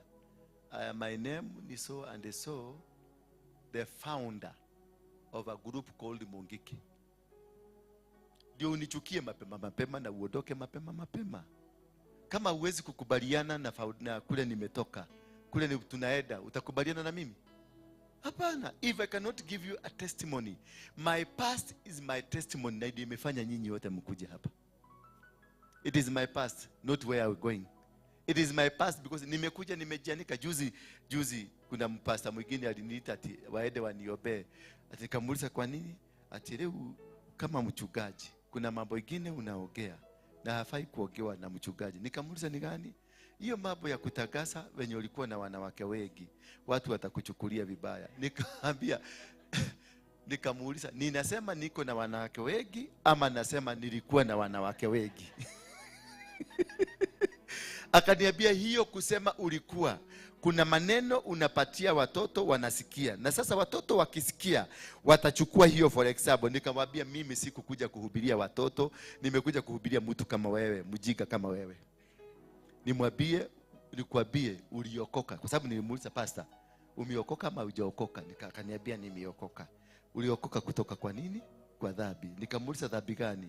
Si wewe ulikuwa kama mwizi, mimi nakujua ulikuwa kama mwizi. You are robber. So do you tell your people that I was a robber? No, I can't tell them. You know it's bad. Nikamwambia wewe ni mjinga. Tell them this is what God has done in my life. If you cannot stand to preach the word of God the way it is and tell people that this is what God can do in you, that is what we call a testimony that gives people hope. Nikikwambia nilikuwa na wanawake wengi, nilikuwa na wao. But God is a faithful God. He will change your life. Nilikuwa mwizi, yes, nilikuwa wabuduki, pickpocket, wabuduki. Niliweka bao hapa nikanyoga wa mama kutoka soko asubuhi. I'm confessing. I'm saying to the world so that I can be set free. This you must confess. Confess what you did in the night. Nilinyonga watu usiku wanyoga mchana. Kwa hivyo lazima nikuje bayana kama mimi ni wa Mungu niseme mimi nilikuwa mwizi. Si hata juzi niliwaambia mimi ndio niliandika kale ka message kale ka muziki kutoka Mombasa na mkanipatia pesa. Yes. Nilikula. Kama ulituma kwa sababu ulikuwa nazo. Mwenye hakuwa nazo hakutuma. Bwana asifiwe sana. That is what you must teach. Don't entertain a crowd that is not working with you. Don't entertain people that does it because they have a service. Because yeye ndiye mkuu wa maasha. Ati kwa sababu yeye ndio ako na kamera pale. Ati because yeye ndiye, hapana, don't entertain nonsense, mediocres. Don't entertain them in your life. Because that is what has caused you to suffer. You are suffering because you entertained and branded with mediocres. People who cannot help you. You decided to walk with a man because this man is tall and handsome. He's driving a car and is living in Runda. Ukaamua sasa utembee na yeye because you want to be associated with his wealth and you don't want to understand where did he get this car. What kind of a sacrifice alitoa ndio apate hiyo kazi. Bwana Yesu asifiwe sana. When I speak something, I speak because I know what I understand. I know I have what I know. I went sometimes wakati niliokoka mambo ilipochacha sana kiliumana na kilipoumana mimi nilijikuta nimeomba na nimejikuta heaven, and there is instructions I was given in heaven, and these instructions unafuatanga, and you cannot huwezi kuja kunideviate from them. You cannot. If you're not following what God instructed me to do, I cannot entertain you. Why? Because I have a journey to make with my God. I have a walk that I have with my God. I have something I have that God has given me to give you. Hallelujah. Therefore, it is very paramount for you to stick to the principles of the kingdom of heaven. And that is where my topic is. The principles of the kingdom of heaven. I want you to understand what are the principles of the kingdom of heaven. And these principles of the kingdom of God, it is very important because hiyo hapo ndio ujika yote imetoka. Kwa sababu tuliambiwa, watu walikuja wakatuambia Yesu alikufa kwa msalaba and that's the end. Then you are told to forget that there is rules, there is order. There is a plan in heaven that must be followed. Jesus came because of that plan in heaven. Jesus is Jesus because of the principles of the kingdom of heaven. And those principles ndizo zimefanya dunia hii ikue. Hii dunia haingekuwa kama hatungekuwa na principles. Juzi niliwaambia tuombe, muache kuombea Ruto. Mwadhaura wacha nikucorrect tu kidogo. Wachana na Ruto, wachana na Raila na wachana na Uhuru. Don't speak to them. They are nowhere. They don't even count in the spiritual realm. In the spiritual realm, Jina Ruto is not a president. Bwana Yesu asifiwe sana. Jina Ruto is not a president. Jina Uhuru is not a former president. But the spirit Ruto is a president. Hallelujah. The spirit Raila is a Mukorofi Tusi position. He is not opposing what? What is he opposing? Kurusha Ma is opposition? Sacrificing human blood is opposition? That is not opposition. If you are a leader, you don't lead people to die. You lead people to see God. If you are liberating this nation, you are not liberating this nation to be occupied by animals. You are liberating this nation to be occupied by people. The people you are leading you are leading to die. A leader protects his people not to die. If you know that I lead these people, yes, it is right to pita hii barabara. Lakini by the time tukifika pale kuna watu 10 watakufa, you rethink. You stop the ball, you divert, you use some wisdom to make it there. Because you are leading me, unasema unanitetea unga isifanya nini? Iteremke chini. Kama unanitetea, sasa nitaikula nikiwa ndani ya mochari. Hiyo unga nitaikula nikiwa mochari. No, nitetee. Yes, nitetee, nipiganie. Enda State House. You have the right. Come on, your opposition leader, enda State House. Talk to them. You are parliamentarians. That is why we chose. Tulichagua ma-parliamentarian both sides. Na ndio wako kwa parliament. Wadiscuss huka. Tuko na Senate. Tuko na National Assembly. Tuko na ma-county assemblies. Waende huko, wazungumzie huko, wapiganie magumi huko ndani. Waseme huko iteremuke, na wako na power. Parliament has judicial power. The ruling of the speaker iseme uka iteremuke, itateremuka. Na Ruto akikataa kuweka signature, watarudi tena bunge wapitishe mara nyingine ya pili. Ruto hata ongea, inateremuka automatically because they have the power. Sasa unaniambia kuna mawe kwenye hiyo mawe ilirushwa hapa. Kuna jina parliament. Kuna jina opposition. Wale sasa watoto wako jela saa hii, wamefugiwa, wengine wameteswa, wengine wamefanywa maneno. Yes. Ruto hakufanya vizuri kwenda kurusha tear gas ama kurusha marisasi. It was not good. But again, tuende kwa constitution. The same constitution imeamurisha Ruto a protect mali na wananchi wa Kenya. Sasa wewe utafanya nini? Ni vibaya alirusha tear gas, ni vibaya. Risasi alifanya vibaya. But the constitution nayo inamwambia chunga mali na uchunge wananchi. Na sasa wao watu ambao nimeambiwa nichuge, nimewakuta wamewekwa ndani ya kona. Duka zilifungwa, hapa zote zilifungwa. Kama mimi nikitaka kesho niende kotini nistaki Ruto, nitamstaki kwa kushindwa kutetea na kulinda duka yangu, as mandated by the constitution. So you see what happens? You create what we are creating now. It is not democracy. We are creating a dictator. Ruto will soon become a dictator. Why? Because the people around him have made him to become a dictator. Moi was never a dictator until Raila tempted to overthrow him. That is when he became a dictator. A person has never been a dictator, was not born a dictator, until somebody decides to try to kill you. That is when you become bad. When I opened this church, I'm good. Until saida sasa mikora itakuja inivamie. Sasa hiyo sasa hata mimi ndio nitaanza kuchomoa tu pebe tule huko samani. Na nianza kudili na nyinyi kama siku hiyo. Because you create me, you make me, umenitengeneza, nimekuwa dictator. A nation is a good nation like Kenya. It's a blessed nation. But if we have no capacity to address this nation spiritually, we will end up destroying our nation. We don't have any other nation. We don't have any other Kenya. Hapa ndio tutakaa.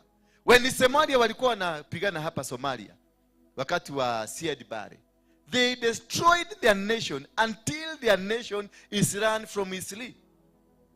All the gadgets za kiserikali zote za Somalia ziko hapa Isli. Hapa ndio wana control. Hata president wao runs from Isli ndio anafanya. Ama wale mwingine wana run from Djibouti because they don't have a nation.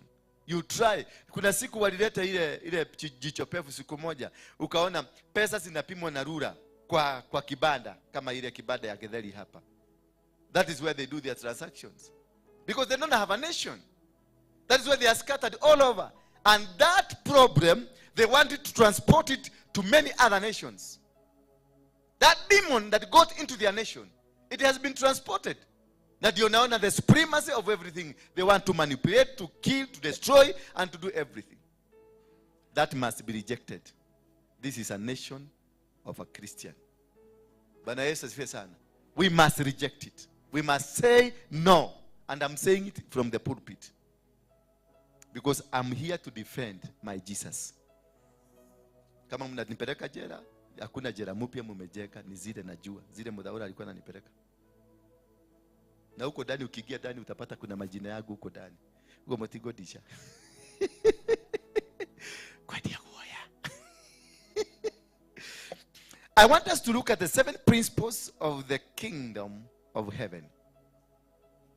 And also, first of all, we understand what are the principles. Principles ni nini?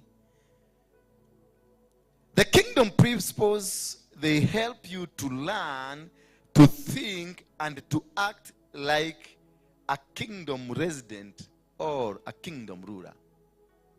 The principle, the kingdom of heaven, zinakuwezesha kuweza kujua ya kwamba wewe ni mwananchi wa dunia hii, na pia wewe ni mtawala wa dunia hii. In the book of Genesis, chapter number 1, verse number 26, 27, 28, and 29, the Bible says, and God gave man dominion. So you are a ruler. Na akaambia dunia, akaambia binadamu, subdue the earth, control the earth, run and manage the earth, make it your puppet, make it your subject. That anything you have on earth is meant to make you strong and better. Anything that you see, a plant you see, an animal you see, a bird you see, a fish you see, they are all under your control. So you are a ruler. Wewe ni mfalme kivyako. You are a queen. You are a king that controls and runs. So there is no reason, hakuna sababu hata moja wewe unaweza kutupatia kwamba wewe ni maskini. You have got no reason. You have the dominion. You are told to subdue the earth and earn and make profits out of the earth. So the earth was created to be subject to you. That is the art of understanding. And that's the principle number 1. That you are meant. Understanding the principles of the kingdom is that you learn to understand. You are a resident, a citizen, a ruler, a controller of the earth. That's hiyo ndio reason ya principles za kiungu. Kukufahamisha ya kwamba wewe ni mwananchi wa hapa. You are a citizen of Uganda. You are a citizen of any part of this world. Wacha na hii tumipaka tuliwekwa na shetani. Initially there were no boundaries. Initially there was no Kenya, there was no Uganda, there was no Africa. We were all united citizens of this world.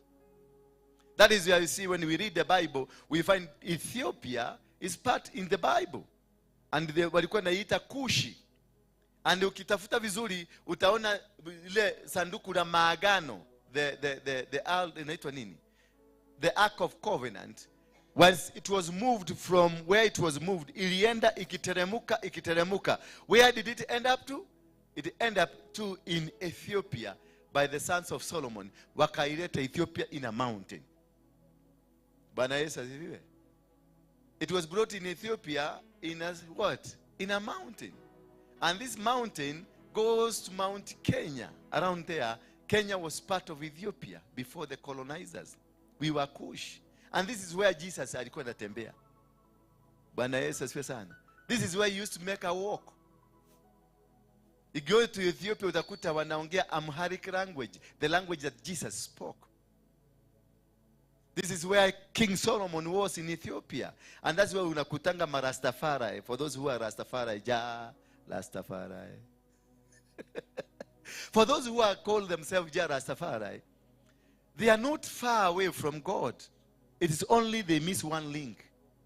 Waliletwa wakafikishwa kwa King Haile Selassie, mwenye hii barabara iko hapa. Inaitwa Haile Selassie, was the king there, the president or the king, whatever you want to call him. Wakafika kwake wakasema sasa dunia imeishia hapa. Lakini wanasemanga the Lion of Judah. And who is the Lion of Judah? It is Jesus, the Lion of Judah. Only that they needed that connection. Watolewe hapa waache tobacco na banki, wavuke tu kidogo. Wangekuwa watu wazuri. Si unaona huyu kijana wakati ameacha tobacco na bangi, amejua si hapo walikuwa naenda, they were going somewhere. So so I want us to understand the principles, and the principles helps you to learn, to think, and to act like a kingdom resident and a ruler. To know these principles when you understand these principles, I want to just let you understand ni nini nataka, kwa sababu it's a little bit complicated subject ambayo nitaifafanua zaidi, nitaipeleka. We are going, tutaenda nayo kwa siku kadhaa. Nilianza kesha, tunaenda nayo kapole pole. Hii hatutaenda mbio, tutaenda because I want to make you a resident, to understand your position, to understand you are not supposed to be poor, to understand that you are suffering because wewe mwenyewe unataka kusafa, to understand umekosa pesa kwa mfuko kwa sababu wewe mwenyewe ulitaka kukosa. Usiweze kutuambia kuna warogi. Hawa warogi walitumia principle. Bwana Yesu asifiwe sana. Hawa warogi walitumia nini? Walitumia principle ndio wakafunga maisha yako, wakafunga biashara yako. Because wanasema walienda tu kwa principles, wakajua unaweza kufunga na ikafungika. Hata wewe enda tumia principles zako, acha ujika. Acha kusema waliniroga, wakanifanya, wakanienda. Those people are residents of this world. Ni wananchi ambao wa dunia hii. Ni venye wana understand how to apply principles za kuua, za kuroga, za kuiba, za kufanya maneno. If you understand the principle, understanding the principle is not Christianity. The principles of heaven is not what? It is not Christianity. Christianity, it is a relationship to bond us with God. When man was created, he was given dominion over the earth.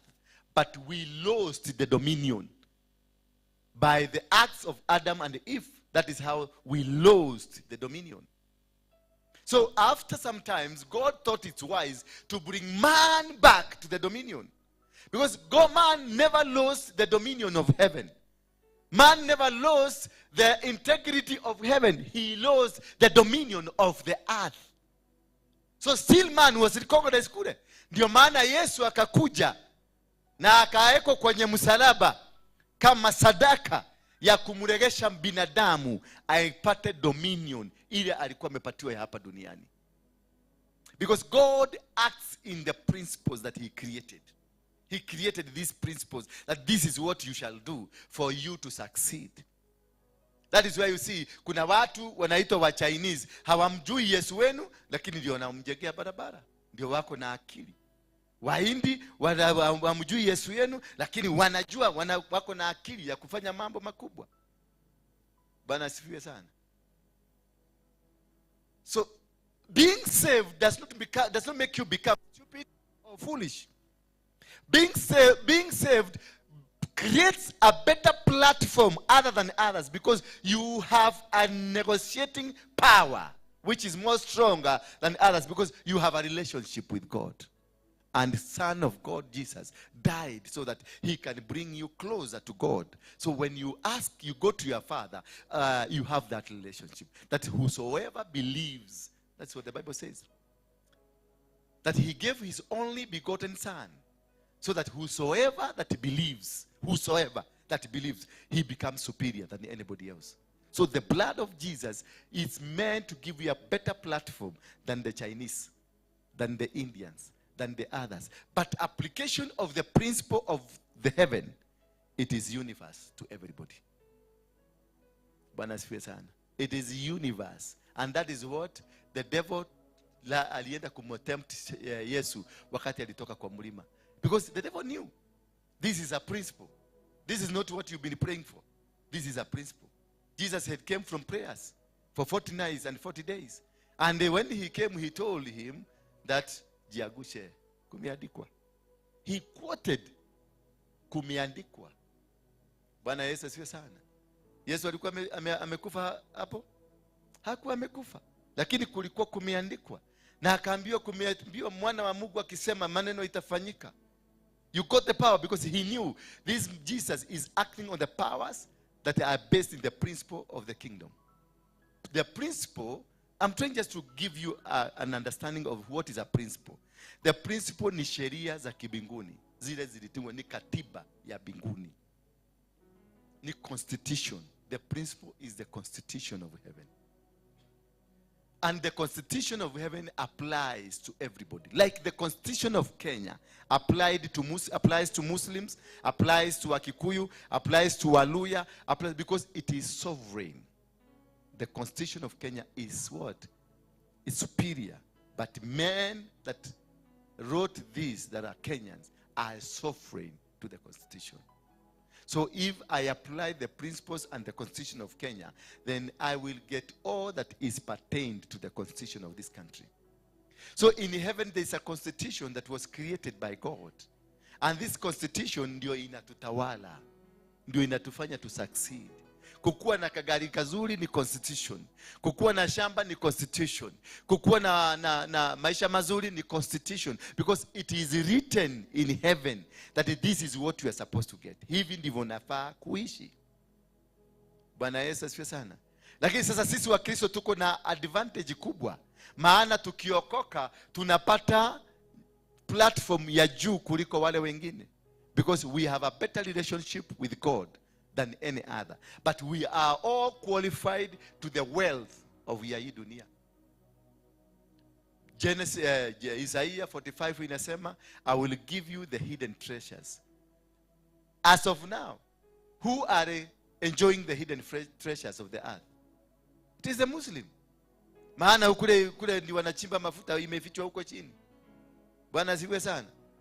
Wewe umekauka tu hapo ukisema Yesu twende biguni, twende biguni, twende. Umekauka tu. Lakini they are enjoying because it is a principle. It is not a religion. It is a principle for anybody. And wachawi wanajua kuapply, maana katika kitabu cha Jeremiah 22 verse 29 inasema, O earth, O earth, O earth, hear the word of God, that write this man down, that a man who will never succeed in life. Write this man down, that a man that he will never become. Hata endea, hata mata, hata za. Na ndivyo kuliandikwa. It is God who instructed Jeremiah. Na akamwambia Jeremiah kwamba aende aambie udongo, O earth, O earth, O earth, write this man down. Udongo ukaambiwa muandike kwa huyu hutazaa. That is a man that will never give birth. A man that will never succeed in his life. A man who will never achieve anything in his life. Ni mchanga. Jeremiah 22 verse 29. Ni mchanga uliambiwa na ulizungumziwa na nabii wa Mungu. Lakini sasa ni nani wanaroganga mchanga wetu? Ni Wakristo ama ni wachawi? Ni Wakristo ama ni wachawi? Wachawi wanakuja wanakanyaga tu kwa shamba yako, wanabeba kwa miguu. Bwana Yesu asifiwe sana. Wakikuyu wanazambia ogerodhuro ne teri. Ogerodhuro. Ukienda kwa Mungu anakuambia ogerodhuro ne teri. Ni waganga wanafanya. They are better advanced in terms of applying the principle of heaven than us who are Christian. And that's why you see a Christian has failed. You got the power, you got the authority, uko na mamlaka ya kila kitu, but we don't know how to apply it. The other time niliambia Mudhaura, alikuwa ameniambia tuombee Ruto, nikamwambia pana wachana na Ruto. Nikamwambia, akaniambia sasa tufanye nini? Nikamwambia kuja nikuonyeshe mkubwa ya Ruto ni nani. Nikakuja nikamwambia, nikampatia hii bendera. Nikamwambia hiyo ndio mkubwa ya Ruto. Bwana Yesu asifiwe sana. Huyu ndio mkubwa ya Ruto. Ndio mkubwa ya Raila. Ndio mkubwa yetu huyu mzee. Amesimamishwa hapa. Ni kwa nini? Ushaiona president bendera ikipandishwa juu amekaa chini? Hata president wa America. Tutengeneza kaiji kanaitwa Central Province. Kenya nation iitwa Central Province. Kaiji kanaitwa, ama Nairobi kainchi kanaitwa Nairobi. Joe Biden akuje apate bendera ya Nairobi ikipandishwa, atasimama attention. Disregarding that he is a superpower, that he comes from a nation that is powerful. But when a flag of any nation is going up, everybody must stand. And when the president anakagua kwa redi ya heshima, akifika kwa bendera ya Kenya anasimama, anafanya nini? Anainama. So who is superior? Bendera haiwezi kumuinamia, but yeye mwenyewe ataiinamia. Who is superior? Is it the president or the flag? So why do you go to a worker? Okay, na mwenye huyo president, because the president of Kenya, when he was inaugurated pale alipatiwa nini? Constitution na bendera ya Kenya ikapandishwa. Ikasemekana sasa umekuwa. Wakati tulifanya promulgation, inaitwa aje hiyo? Koki? Promulgation, eh? Masomo nayo ni ngumu. Promulgation, whatever. Wakati tuliweka bendera, tulipitisha constitution ikabadilika. It was for 7 good days. Kenya was operated without a constitution. For 7 good days. And for those 7 good days, Kibaki was not the president. The army took over. In the absence of a constitution, the army takes over. And for the 7-day preparation, we were under the rulership of the army. Kibaki was a raia mwema. Mpaka wakati constitution ilipitishwa pale Uhuru Park, bendera ikapandishwa mpaka saa hii iko pale, haijateremshwa. Niyopo siku hiyo wakati ilipitishwa, Kibaki akasimama akaapishwa upya kama president wa Kenya. Is that true, Mr. Mlaura? Akaapishwa upya. In the absence, gami ya Kenya ikichukua Kenya saa hizi ipindue Kenya, they suspend the constitution. And when you suspend the constitution, every principle of the constitution of Kenya is overruled. There is nothing. Koti zote zinasimama, maduka zote zinasimama, any taxes ya nchi inasimama. Nothing will be operational because it is, the constitution has been suspended. Now I'm trying to explain to you the principles to understand what is a principle. And once you understand the principle, utajua si maombi inafanyanga utajirike. Utajua siku piga magoti kila siku, ati kila siku hao baba na katoriata ria kerebo saya na gari ikuje rikotoyanta ikuja morialka. Hapo nakuja kwa pastor na kwambia pokea gari. In the mighty name of Jesus Christ, receive your car. Receive. Shuka kibuguo. Unaambia na mkono juu shika kibuguo. Ndio hiyo kibuguo. Sasa nikuulize, tutumie tu akili. Tuache hata kuokoka, tuache kuaguka, tukae hapo tu katikati. Hatujaokoka, hatujaaguka. Ni nani ulisikia kwa gazeti kumetangazwa ameabado ni gari yake kwa barabara? Ndio upokee. Na upokee kivuka. Pokea. Ulisikia gari ya nani kwa barabara imeachwa? Ndio uende ukapokea hiyo gari. And that is what has made you to be poor. That is what has made a Christian to be a very poor person. Yet you profess. Mimi naona hawa watu tunasemanga Waislamu hawataenda mbinguni. Nyinyi yote 90% of you mumeandikwa na wao hapa Idasiria. Na huyo mjamaa anaigiaka kwa kafesteri kama kale, anafanya moduru mara 5, anaigia kwa gari, anaenda Iserena kukula sahani moja shilingi 4,000. Na nyinyi akitoka anafuka mlango ya duka yake, factory yake anafuka, na anaenda na kivugo, mnawachwa nje na mama wa getheri na maharago ile inaitwa supu chafua, sini chapo chafua. Doo yote, doo msima inawekwa hapo, na nyinyi hamuna pesa. Ni kuandikwa, mnaandikwa kwa kitabu. Muidi huyo anakula ile mtakula mwezi mzima, anaikulaga 1 hour pale Serena. Nyinyi mnaenda mbinguni. Heaven goers. Mnawacha mkipaga laini kwa mama amepika maharagwe na chapati. Na hiyo maharagwe ni unaona maharagwe iko na supu ya brown. Lakini kwa sababu ile maji yametumia ya sewage inatani kala ingine. Hapo ndio mmepaga laini nyinyi yote. Nasema mama niwekee leo sina pesa, nitakulipa mwisho wa mwezi. Anambia hata last month hukulipa. Unajua walinikata pesa yote ndio kwa maana siku unakuta uko na deni ya 3 months. Na hiyo ni 50 bob. Ni 50 bob na 100. Kamia. Uko na deni ya miezi 3. Wewe unaenda mbinguni. Na yule mwenye haendi mbinguni ako Serena. Sahani moja. Hata mimi naitaka kukula huko. Mkitaka vizuri tunaenda na nyinyi. Sahani moja ni 4,000 shillings. Sasa hiyo hujakunywa juice ile imefinywa machungwa 2 imefinywa. Ni shilingi 1,200 ama 1,500. Machungwa 2 imefinywa. Alafu imeongezwa maji na imewekwa sukari kidogo. Kahawa inaitwa cappuccino, alafu anamwaga vizuri, inajichora nini? Kanaitwa nini? Inajichora ka flower hapa hivi kahawa. Ni shilingi 1,300. Hiyo muhidi anakula kahawa, anakula juice na ananunulia watu wengine 4 at your expense. Wewe umewacho umepanga pale na hata umenyimwa. Umenyimwa kwa sababu ya deni yako ni kubwa. Umeshindwa kulipa. Na ipenye hiyo mama alipikia na huko korokocho, ujui ile maji penye alitoa hiyo maji. Hiyo maharagwe ujui ilipikwa namna gani. Chapati ile umetanganya inafaa kuwa ya brown lakini sasa imechange color kwa sababu ile maji ilitumika. The heaven goers. Watu ambao mmepanga safari ya kwenda mbinguni. Mwende kukaa vizuri mbinguni na hapa duniani mmeshindwa kuishi. Twende Sayuni, twende. Inywe diagai.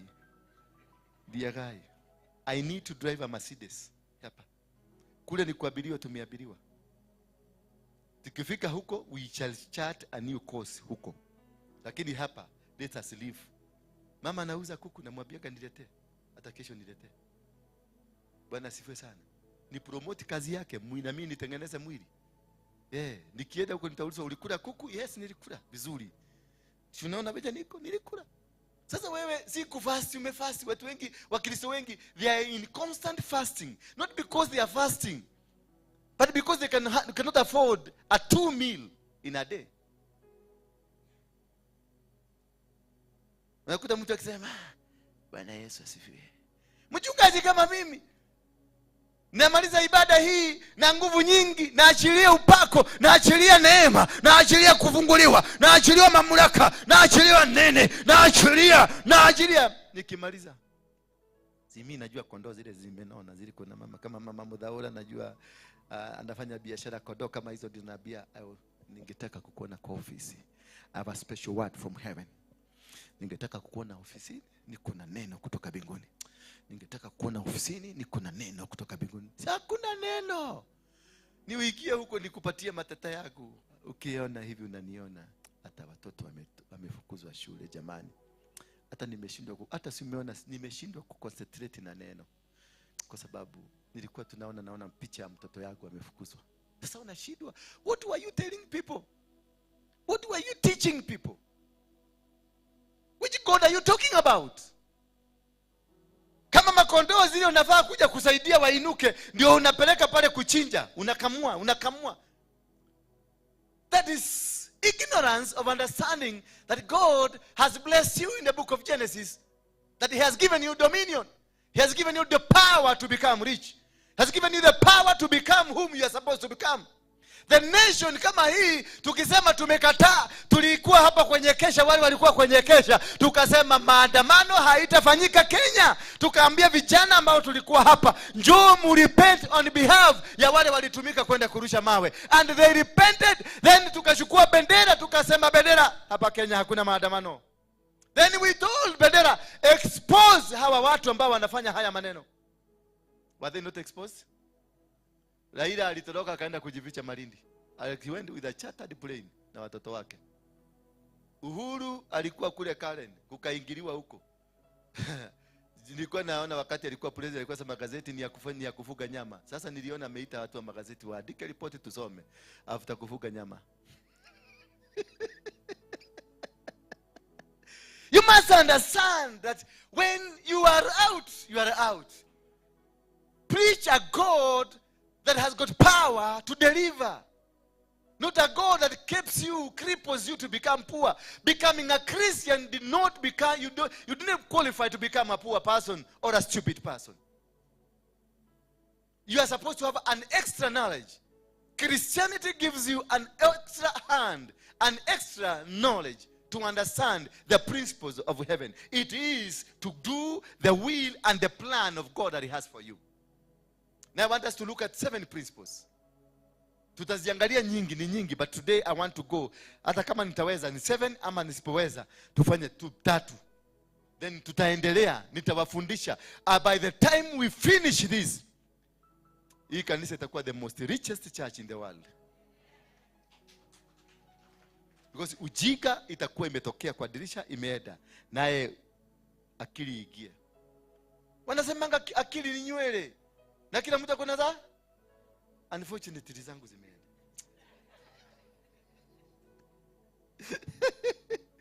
Mami shika Biblia yako. Hii Biblia ati inakuzungumzia. Si unaona maneno? Ati Biblia inamzungumzia, chukua. Chukua. Sasa mwana, yes, ni mchawi. Wametumia principle za kiuchawi, wamemtishia maisha. Mama anakaa ati drive ya kejarelia. Unaambiwa? Kuna mwingine, halo. Huyu mwingine kuja. Ni wewe direta. Si wewe, ni huyu. Huyu jamaa tulikuwa naye hapa, nimemwombea dakika 2. Halo, ni mkono tu. Halo. Ate mwe grobo. Jokea grobo. Kai, manivuka, nimekojeraga. Kai, oi, mtikajeraga. Those are the principles za kidunia. Na hizo ndizo wachawi wanatumia. He was speaking to somebody. It is true. He was speaking. Alisikia sauti, lakini sasa sauti aliyoisikia imeprogramiwa. Sasa kaanza kuongea. Ni mara kwa alilia leo. Matikire. Pio nuraire wega. Fio. Kiria sai ni yokete haya ndinarindoreka konoka uguo. Ndithoreka konoka na ngakona kindu kia ready ha mondana foguo. Haho. Sasa umeona the principles za kwa shetani zinamuonyesha jicho limekonoka. Alafu msalaba hapa na zinamwambia sio kwenda katia. Dama kejiteretwa riakwa. Ndimo umethutha. Ndamonaga nimwe ndeta mamire. Kuja hapa. Ulikuwa unawaona? Ndamonaga. Ado. Mahia natia. Mali ado ige amwe ginya mali na maguru mana. Ati amma mali ginya na maguru mana. Then magacoka magakoria. Magekabia kuherithia muno ginya kuhura. Ginya kuhura. Ukauga bu. Nene muno. Mami mahamu wanyu. Mami tarugama. Ahurwa ekaga atia akihurwo. Kweyumia. Wewe unaona kile kile tumeumia. Uko naona lakini unasikia mtoto anapiga duru. Sasa ulikuwa unafikiriaje kwa ukiona mtoto wako anapiga duru? You see, this is the kingdom. Ni shetani anajua kuapply the power. Sasa wamemwambia anaona watu wako na miguu nne wakitembea. Yule imanyi mahia na kate. Tahu. Maji tanete huko. Yendo ginya mena hinya fiyo. Yendo mena ginya hinya fiyo. Mena hinya muiki. Mago kamata kate. Ko nyita makoginya kogururia. Kondo mahura muno. Kai. Ugo ni urumetio fiyo. Uru muno. No mami wao ni arona mwana ni arahuro no ndirona kile kila muhura. Alikuwa ana sweat mpaka nini? Shati yake inakuwa maji kabisa. Saa hiyo magic. Na uwezi kumsaidia. Yes, msaidia juu akiingia kwa nyumba nikiwa nje ananiambia niingie na nifunge. Kai. Mkae ndani na yeye. Alafu akiwa kwa kiti ananiambia niingie ndani ndivyo nisisikie vile anaambiwa. Sasa me understand? Do you understand what I'm telling you? Katika ulimwengu wa shetani they know how to apply the power. The power that they have, they know how to apply it. Hizo ndizo tunaitanga principle. Now we have the same power sisi wa Kristo. The same power kama hiyo. Uliona juzi hapa kuna jamaa alikulishwa nyasi. Si ndio? Si kuna jamaa alikulishwa nyasi? Ule walikuwa ameiba, akakulishwa nyasi, akakula nyasi kama ng'ombe, mpaka akarudisha vitu. That's the power we have. We have the power to curse, the power to bless. But we have surrendered all these powers kwa wachawi na waganga. You have the power to become rich. You have the power to succeed. You have the power to win every battle. Only what you need is to understanding the principles of heaven. Ndio ujue you got it. Asante sana baba. Ndio ujue you got it. And when you say I'm going to make it, it's going to happen. Wacha kukimbia tu hapa kwa sababu ya ugonjwa. Kimbia hapa kwa sababu you need to be connected with the principles. Ukiunderstand to the principle, the art of becoming, there's nobody who will defeat you. Christian could be the best people in the world. Christian could be the best and the richest people over the world. But we have been taken advantage. Advantage imebebwa. Saa hizi unaweza kusikia mtu ametoka hapa amesema hii kanisa wacha nifike hapa chini mtaona. Ile kitu mtaona kwa hiyo nyumba hamjaiona. Ana apply the principle. Na kutoka hapo akichomoka hivi aende chini ateremke. Akirudi hapa kila mtu atakuwa utaona sasa ameshikanisha mguu kwa sababu mkojo iko karibu kuanguka. Na yeye anasema Yesu. Bwana Yesu asifiwe sana. What are these principles? I hope now you understand what I'm trying to drive at. The principle of heaven, number one, the greatest, it is in the book of Matthew 6:33, the Bible says, but seek ye first the kingdom of God and his righteousness, and all these things shall be added unto you. So the principle number one is seeking the kingdom, not seeking Christianity. Christianity is not the kingdom, but the kingdom is the king, King God. God himself is the king.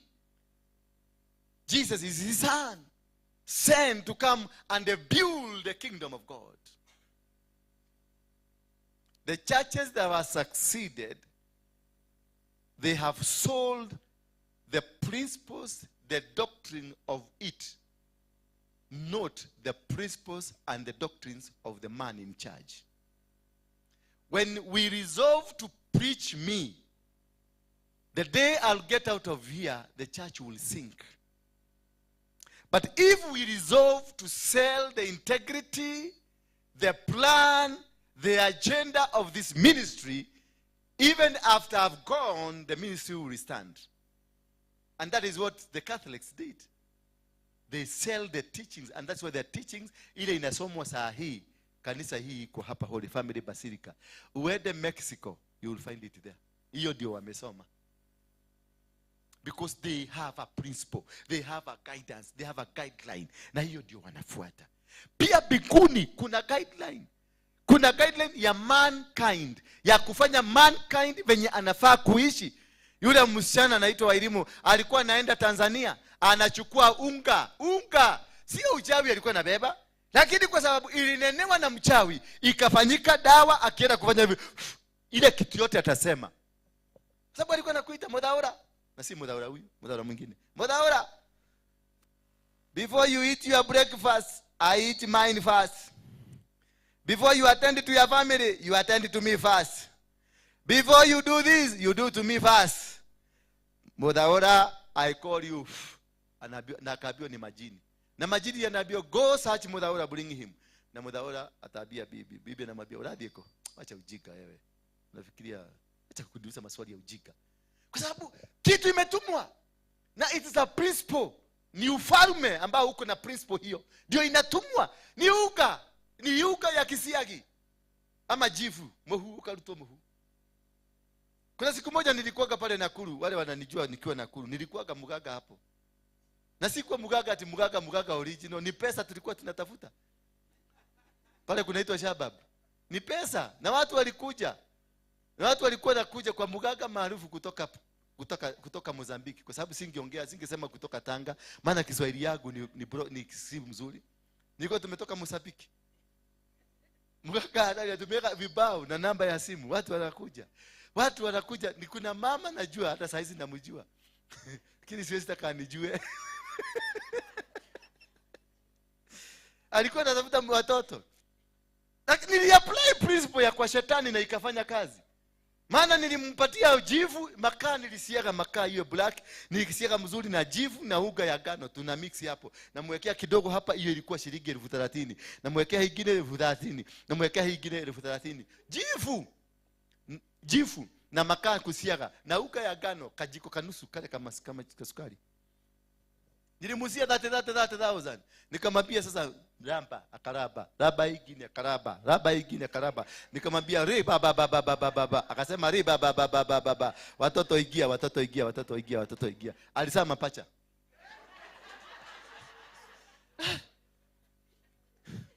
Alisema mapacha. I applied the principle ya kwa shetani. Nilicontrol Mongiki na principle ya kwa shetani ambayo ni power that was donated to man, but now misguided into the camp ya shetani. Because we understood, ukichinja mbuzi umwage damu, utachukua hiyo shamba na hiyo damu. Because una invoke an altar. Once you invoke an altar, it becomes it's only what you speak, because the principle of heaven have given you power to speak.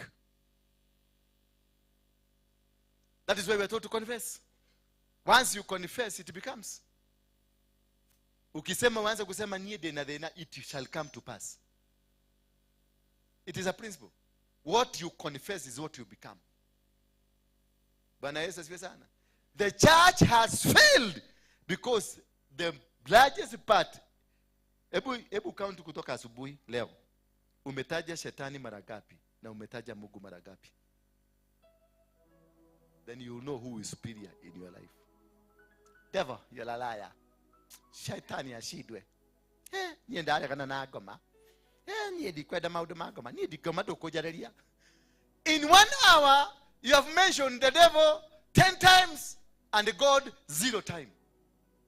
So who is superior in your life? Who is speaking in your life? It is the devil. So wewe unahitaji kuenda kwa shetani huko kwa devil worshiper ndio uitwe devil worshiper. You are worshiping devil with your mouth. You are worshiping devil in whatever you are doing. With your principles, with your character, with your movement. Every time devil is a liar. Every time shetani ashidwe. Every time kama. Every time you are confessing. You are entertaining this kingdom to rule over you. And that one brings fear. And the entertaining of the devil, it is subjected by fear. That is why God had to speak to Joshua. Na akamwambia, Joshua, my son, now that Moses, your boss, has died, who is also my servant like you, I have given you Jericho. Rise up and lead my people to the land I promised their fathers. God does not work with the current people. He works with the promises he promised the previous people. So what promise do you carry? What promise? For your children to succeed, it is a promise you are carrying. For your generation to come and succeed, it is a promise you are carrying from God. Ask yourself, do I have a message from God, a promise from God that will make my children one day live a better life? Kuna watu nakutaka vitoto ni mazumbi, hawakusoma, hawana nini, hawana akili mzuri, lakini unaona wanaendesha Mercedes, akipaki gari hapo anakuja na kifunguo ya Mercedes. Na wewe uko na akili ya hata baisikeli kwenu hakuna. Ni kwa nini? Baba yao alikuwa na maagano mazuri na Mungu. Watoto wako watabarikiwa. Watoto wako watafanya nini? Watabarikiwa. Na walibarikiwa kwa sababu kuna maagano. Na hayo maagano yanafanya kazi. That is why God told Joshua, it is not you who, si kwa sababu yako, lakini kwa sababu ya maagano ambayo nilikuwa nayo na wazazi wenu. God is a respecter of his promises. And he fulfills his promises. Now, a promise is another principle. The promise that you have from God is another principle. That if you follow the promises of God, you will succeed. So, the most important thing that directs you to understanding God is seeking you. Seek ye the kingdom. So, seek the kingdom. What do you say? Seek what? The kingdom. Seeking the kingdom is understanding the kingdom. Is understanding the kingdom of heaven. It is knowing that God wants you to confess, and once you confess, this is going to happen. It is understanding that God has given you the right over the earth. It is understanding that God wants you to be righteous so that you can enjoy the fruits of the world. Is understanding that you need to walk upright with God. Understanding the principle. Understanding the kingdom of heaven and its righteousness. That's why he's saying, seek ye the kingdom first. Seeking the kingdom, it is carrying the manifesto of the kingdom. Uchukue manifesto. When you came to this church, don't just come and sit because the preacher is preaching well. Uliza kama muna kitabu mumeandika. Uliza kama kuna script, kuna vitu mumeandika, so that you understand better and deeper. Bwana Yesu asifiwe. Ndio understand, ujue hii kanisa inapeleka, ndio tunaita chairman hapa, elder hapa anakuja, anawaambia this is what we want, this is what we are doing. So you understand vizuri. You understand kanisa hii inakupeleka wapi. In 5 years to come, where will I be with this church? So seek ye the kingdom is understanding the kingdom of heaven and the principles and the rulership and the plan that they have over your life. That is understanding. Seek ye the kingdom. to seeking the kingdom is understanding God created you to do what on earth. Why are you existing? Ni kwa nini unaishi dunia hii? You understand the principle. Udhamaki hiyo inasema nini? Mimi ni mwanamke. Kama mwanamke in this kingdom, how am I described? In this kingdom, mimi ni mwanaume. In this kingdom ya mbinguni, what and how am I described? Once you understand how you are described, utajua kuishi dunia hii. Utajua kuishi na watu. Because you don't need kukuwa na any enemy on earth. You only become an enemy of what you created. Sasa chukia huyu mama. Mchukie tu. Anza kumchukia. Mungu akuja kuuliza unamchukia kwa nini? You didn't create him. You didn't create, you killed somebody. You never created. You killed somebody's business. You never created. You destroy a people. You destroy a church like this one. You never created it. And you don't understand under which line of the manifesto, under which line of the constitution to relate to hapa kwa nini. Because the constitution is a booklet. It got so many things inside it. So mimi nimekuja na kusudi la Mungu ambalo anataka nilifanye. Sasa umekuja umeniangamiza. Meaning you've left a gap. Applying the kingdom provides important context to living an abundant life. Applying the strategies of the kingdom, it brings the abundancy, makes you to succeed. Applying the kingdom provides very important context. Because ukiindua na ujue what is the kingdom, you don't need to worry where atunaenda America nitapata kazi ama sitapata. You don't need to worry to go to UK at nitapata kazi ama sitapata. You are going to a nation where you are a resident. You are going to a nation that is supposed to give you food. You are going to a nation that is supposed to give you privileges because you belong to this earth. You belong to this kingdom. So wherever you go under the kingdom of God, you conquer. You win because in the Genesis 26, God gave man dominion. So if you have dominion, you don't need to worry going to America. You don't need to worry going to UK. You don't need to worry going to Turkana. You know Turkana, there is no life, there is no sun, there is no rain, there is nothing there. But you go there knowing that my God is a God that provides the hidden treasures. They are hidden. There are things that utazima uende Israel. Ndio uende ukazipokelea Israel. They are hidden there. Na sasa unasubua mama hapo, unamsubua mama. Unasubua mama ama mama anakusubua. Kumbe mama anataka aende Uganda, alete kuku kutoka Uganda. Kumbe hiyo ndio key ya maisha yake. Bwana siwe sana. These are the principles. These principles you cannot understand them until you apply the righteousness.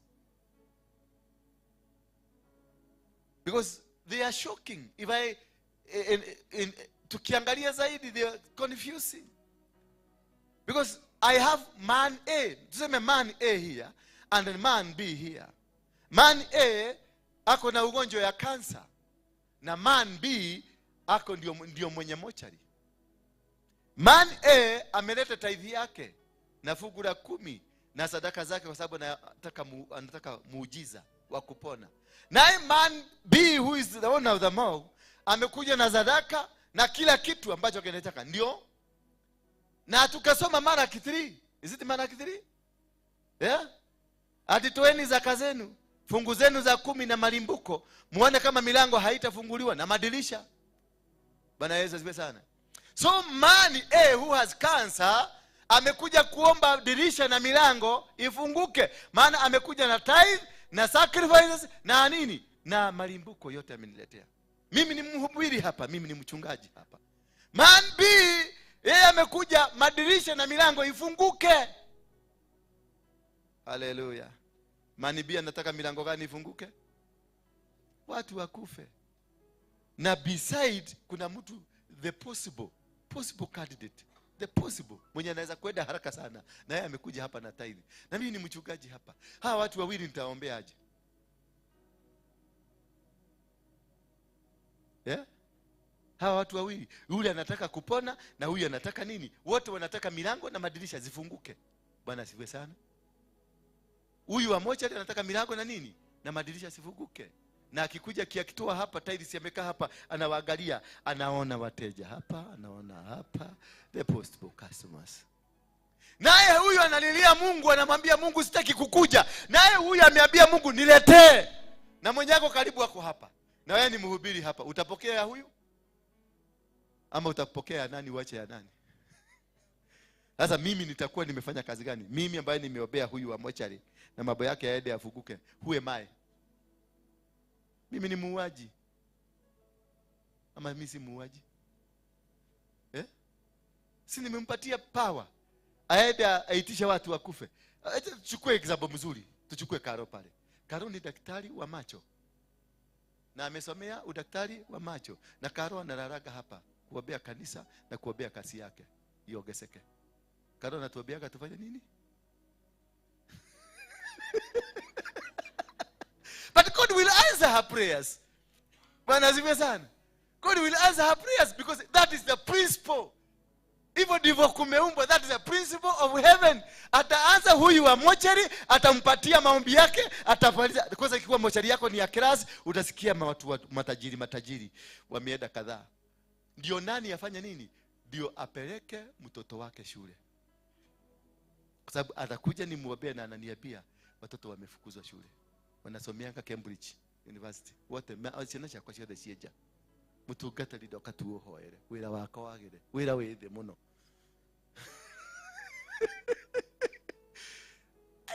Are you getting me?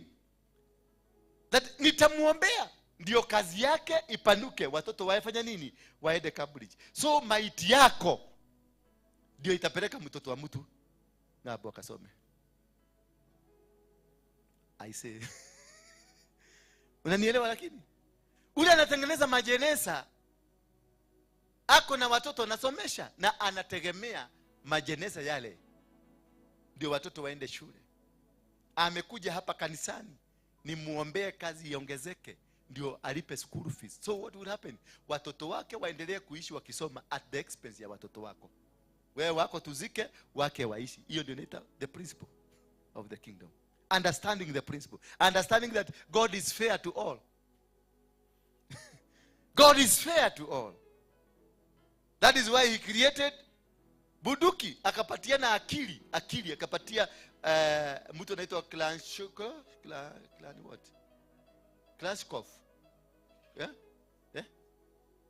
Anaitwa Klashkov. Ni mtu wa Russia. Mungu akampatia akili atengeneze buduki ya kuua ndege na kuua panya na paka. Si ndio wa Daudi? Alimpatia akili ya kutengeneza nini? Buduki ya kuua ndege na paka na panya. Ni watu waliumbwa na nani? Na yule Mungu ndiye aliumba. Na ndiye amepatia mwingine hapa akili itengeneza ua. Akamwambia Joshua, ukiingia Ai, kamata watu wa huko, nyorosa wao, chinja, makuku chinja, mapaka chinja, mang'ombe chinja. Don't take anything for yourself. Smite them, destroy them. Deuteronomy 7 inasema, when I give you this land that I'm going to give you, a land that was occupied by nations, 7 nations, mightier and powerful than them. Akamwambia, you shall, once I give them to your hand, nikikukabidhi mikononi mwako, the first thing you'll do, you shall utterly destroy them. Uwa kabisa. Nani watu? Mungu ametengeneza. Wa Girigasha, wa Amori, wa Hiti. Hawa walikuwa watu wa Mungu. Lakini aliwaambia, you shall utterly destroy them. Because God has given what? Has given you that territory. When you seek God to give you the territory, there is no free territory. Hakuna kitu ambacho kiko dunia hii unoccupied. Hata hiyo pesa unaomba iko kwa mfuko ya mtu. Hiyo shamba unaomba iko na mtu. Hiyo ministry unatafuta iko na mtu mwingine. So you will seek God to empower you to remove them from that position so that we can take that position. And God is fair. Tunaomba maadui wakuje. Maadui wametuvamia Tanzania, wametuvamia Uganda, wametuvamia. We go on our knees and we seek God to help us go kill the Tanzanians. Nao Watanzania wakipanda, walipanda wakiomba Mungu, akamwambia tusaidie tumalize wa Kenya, and God will answer them.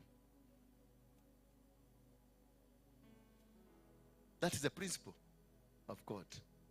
He listens to that who gives. So, what are these 7 principles?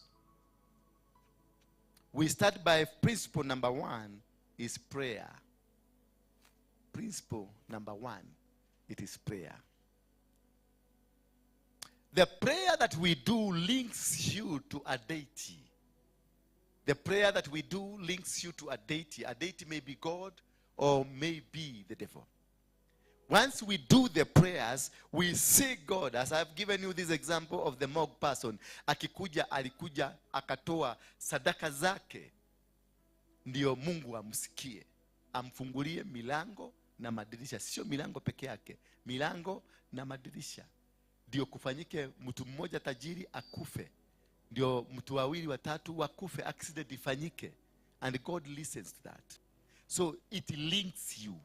Prayer links you to what you need. So you need to understand how you do your prayer. For you to touch the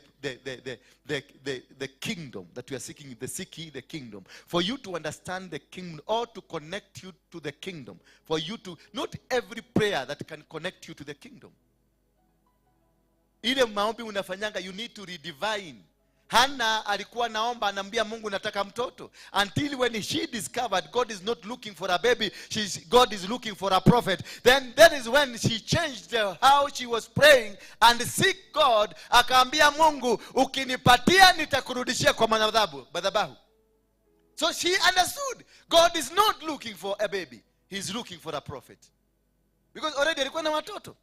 Kuna maombi unaomba, maombi ingine ukiomba unaona hiyo ni ujinga tu, ukakuta rola babara ina babaraka reketetetetete brrrra rekakakaka riababaraka sokreka riabababa. Sasa hata kule biguni wanakushangaa, because wanajaribu kuangalia kwa principles kitabu cha biguni, wanajaribu kwa bria ni nini, riababa riekekekeke rokororo rabababa, wanatafuta wanakosa. Because it is not there. You ask that which is there. That is why we are seeking the kingdom. To understand its inside. What is inside and what is not there. Because what is not there will never be given to you. Because it is not existing. What is there will be given to you because it is existing. It is there. Bwana Yesu asifiwe sana. So how you pray, you link yourself to where you will be linked to. How do you pray? What do you do? Jesus never prayed in the day. Hakuna siku hata moja Yesu aliomba mchana. Na hakuna hata siku moja aliomba kwenye scene. He never prayed. He did the prayers in the night. And that is what I want to teach you today. How to do this prayer. Because we don't understand how to do the prayer. We get into a Riama Baba, Riakoye Rebosa, Yeterebonaya, Ramaekataya, Baba Nakwamba, Unisikia Baba, Unisikia Baba, Unisikia Baba. Umemwambia nini ndio akusikie? Yes, atakusikiliza, lakini umemwambia nini? Nisikia Baba, ojigwetu Baba, oigwesi anasi yakukai, nilikanasi anasi yaku, arasi nilikanira ke. Nuna kweliye ni aliganiro nisi anasi yake. You have to be specific. Hannah was doing a random prayer. Give me a baby. God was not looking for a baby. He was looking for a prophet. Because he knew there is a king already may exist, anaitwa Daudi. Kuna mfalme anaitwa Daudi, anahitaji mtu wa kumwagilia mafuta. So there must, when a king is raised, mtu wa kumwagilia mafuta na yeye anatolewa. Hiyo ndio plan ya heaven. Hivyo ndivyo the kingdom inasema. Mimi ni wakati kulizaliwa pia mtu wa kuinganga na yeye alitengenezwa awali, atakuja kunimwagilia mafuta. So the existence of Bishop Harrison Nganga, I am part of his existence. Lazima angetengenezwa. Hii nyumba wakati ilitengenezwa nikijulikana in mind nitahubiri kwa hii nyumba. Bwana Yesu asifiwe sana. So wakati walitengeneza hii nyumba 1930, Mungu alikuwa ananijua na alikuwa ananiona. Kisha akatengeneza Nganga, akamumwagilia mafuta purposely kwa sababu ya dola Waruinge. At the same time akatengeneza mogeke purposely jina ya Waruinge iinuke. Watu wote walikuwa wananiogopa, si ndio? Ni Mungu alitengeneza na kawaeka uoga. I was tiny man. Nitawatolea hizo mapicha. I was just tiny. Nilikuwa kamkode kabisa. Kabujuke nikamenona. Kama kale. Nona kale kamekaa pale. Nilikuwa mkode kuliko wako. Lakini nilisema wanawake wasivae miniskirt, wasivae trosa na wakae kwa nyumba wapikie wazee. Kuna mtu alitoka Kenya mzima. Kuna mtu alitoka. Wewe ulitoka? Alafu yes, because God had to create. He created me, aka create Harrison, aka create nyumba hii na aka create Mungeke, because he wanted me to be popular. So he used that road for my popularity. Akalete Myahudi kutoka Israel, akakuja na pesa yake akajenga hii nyumba. Kisha akaingia kwa watu wa kahawa, akawaambia mwekeni faili hapo. Walipoweka faili hapo, tumekaa nikiwa kwa Mungike sikokaki, nyumba iko safe, imejengwa. Hiyo ndio principles. Kila kitu yako imewekwa. It is only you waited for. Wakati niliokoka, nikaokokea kwa nganga hapa chini, huyu nganga mwingine.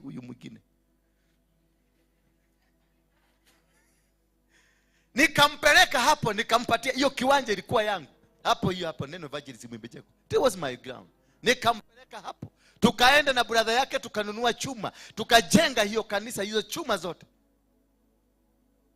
Tukakosana, nikatoroka. Mimi nikatoka huko, nikarudi kwa ujambazi, nikaanza kuiba mabenki huko. Kutoka hapo nikatoka tena, nikapatana na Harrison hapa Meneliki hapa, na akaniombea, nikaokoka tena. Wakati niliokoka, nganga alisema na huyu mtu akuwe mtumishi atakayeokoa watu wengi. He connected me, akaniconnect na destiny yangu. Kwa nganga huyu mwingine aliniconnect na kiwanja, tukavurute watu aendelee kukaa mzuri. Unaona the difference? Tulienda Tononoka, kiwanja kikajaa, watu walitaka kuona huyo mtu wa Mungiki. Tukaenda Kisumu, watu wakajaa kwa stadium. Tukaenda hapa Uhuru Park, watu wakajaa, walitoka kutoka maeneo mbalimbali, walitaka kuona huyo mtu. Lakini nganga huyo mwingine hakuona that dimension. Aliona mtumishi, akaniombea na akasema kwa kinywa chake, na huyu mtu afanyike nabii, akawafikia watu wengi na watu wengi wabadilike. You see now the difference between this and this. Huyu alitafuta popularity na huyu alitafuta kuniconnect. Bwana Yesu asifiwe sana. So when I started the church, a fellowship hapa chini, tukatoka hapo. Beleni tulikuwa, kwa sababu hiyo kitu ilianza kunisumbua ya kuzunguka na kujaribu kufanya, tukaanza makurusedi. Bado shetani ananiambia hivi, hapana ukikaa huko. Nikatumiwa mtu anaitwa Doni hapa. Bwana Yesu asifiwe sana. Na tukaambiana tunaweza kuhubiri. Lakini kile tuliambiana tulikuwa kwa bar ingine inaitwa Kiss 50. Tulikuwa kwa bar tukikula kanyama, tukiteremsha. Tukaambiana tunaweza kuhubiri. Kumbe kakitu kale kasiki hii the kingdom kako ndani yangu, kanaendelea kunisumbua. Niko kwa Mongare baadhi kwa sababu hiyo ufalme mwingine inakanikamata. Lakini upande huu mwingine kuna kakitu kalidungwa na Harrison kwangu. Kwa hivyo hakuniacha, kaliniendelea kunitafuta. Mahali popote nilienda, nikienda kwenye usharati kalinitafuta, nikienda kwenye bar kalinitafuta, nikienda kwa uwizi nikalinitafuta. Hakakuachana na mimi, kalitembea, maana kuna injection iliwekwa. So God used Harrison to connect me to the injection ambayo inatembea. So hakuna mahali nitaenda na hakuna walijaribu kuniua, ndio hawa walijaribu kufanya kila kitu, but I still survived. Hawa walikuwa, huyo kuna siku moja aliem na kapiga, lakini alipopiga aliona punda ikipita. Sasa utasema ni nini? Na amepenga, na mimi sikuwa najua anapiga, lakini yeye ukimuuliza aliona punda ikipita. Kuna siku walinipata Ngara, ni pale Ngara. Siku mlinisurroundia pale Ngara. Nini mliona? Waliona ngamia. Because guess what? Kuna kakitu kalikuwa kamedungwa ndani yangu. Kwa hivyo kakitu kale kanaendelea kunitetea, maana you seek ye the kingdom and its righteousness, it will cover you. Because pale mtumishi alisema huyu mtu na akakuja kuwa nabii. He addressed the way I'm supposed to be. So the addressing of what you want from heaven, how you do your prayer will matter, whether the prayer is going to be answered or not. Wacha random prayers, wacha marathon prayers, wacha maombi mingi. Yesu alikuwa anaenda kwa mlima, anasema kesho ninataka kuomba, nataka kufanya hii na hii. Akifika mchana, there is no verse in the Bible that Jesus alifuka macho, fugeni macho tuombee huyu mama na mwaga damu. No. Mama alikuja kumwambia umesamehewa dhambi zako. Mahali alikaribia kuomba ni wakati alienda kwa kaburi ya Lazarus. Akaambia Mungu, sio kwa sababu sio eti sikuamini, ninakuamini. Lakini kwa sababu ya wajiga hawa hawakujui, fanya kitu mzee. Kitu ikafanyika. Alitaka Lazaro alifufuliwa sio kwa sababu alifaa kufufuka, alifufuliwa because ya wajiga ambao hawakuamini Mungu. He addressed how God wanted to be addressed. So address your prayer. Direct your prayer to what? Kama ni shamba, address it with what is supposed to be addressed. Don't just make noises. Go straight to the point. Bwana Yesu asifiwe sana. Paulo na Sila waliomba, Paulo na Sila waliomba, milango ya gereza ikafunguka. Wakati walikuwa wanaimba, walijua ni misingi iliyowashika. Maana yule mama ambaye alikuwa amepagawa, alikuwa na demons. Walipomkemea, demons ziliondoka. Na zilipoondoka, nini ilifanyika? Watu wa huko walipojua demons zimeondoka, walikuja wakashika Paulo na Sila, wakawapiga, maana kazi yao imeharibika. Meaning whatever that is holding you, it is a business to somebody else. Not until you address the business itself, hawa ambao wanakutumia kukunyanyemaliza bado wataendelea kuexist. Address, because if you don't address the business itself, it will move from this person iende kwa person mwingine. Ndio nananga na kuombea demons zitoke, zinatoka. Lakini demons zingine zinajiita wagale, zinakuja kwako.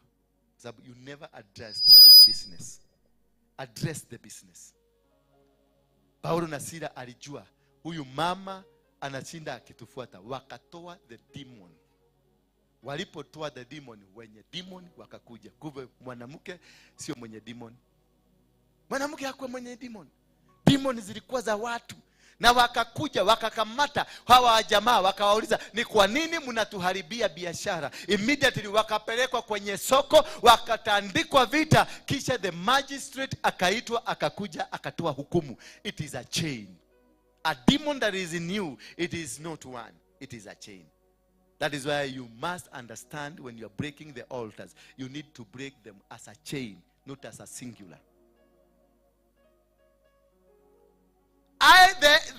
Wakati walishikwa, kukaingia wananchi wa soko, wakaingilia hiyo biashara. Baada ya kutandika, magistrate akakuja, naye akatoa hukumu. Askari wa jela wakakuja, nao wakatoa hukumu. That was a chain that was interlinked. So your problem is not singular, it got interlinks. So you must be able to understand how to break that link. Address the business. Paulo na Sila, they address they didn't hawakuzungumza na mama. Hawakumuuliza mama unaitwa nani? Hawakumuuliza mama nyanya yako anaitwa nani? Hawakumuuliza, no, they address the demon in them, because that was the power. Na wakaivunja. Yesu alipotoka kwenye boti, aliposhuka, yule mzee alikuwa pale, akaanza kupiga makelele na akasema usitutoe. Lakini kumbuka, there were sequences of problem and challenges.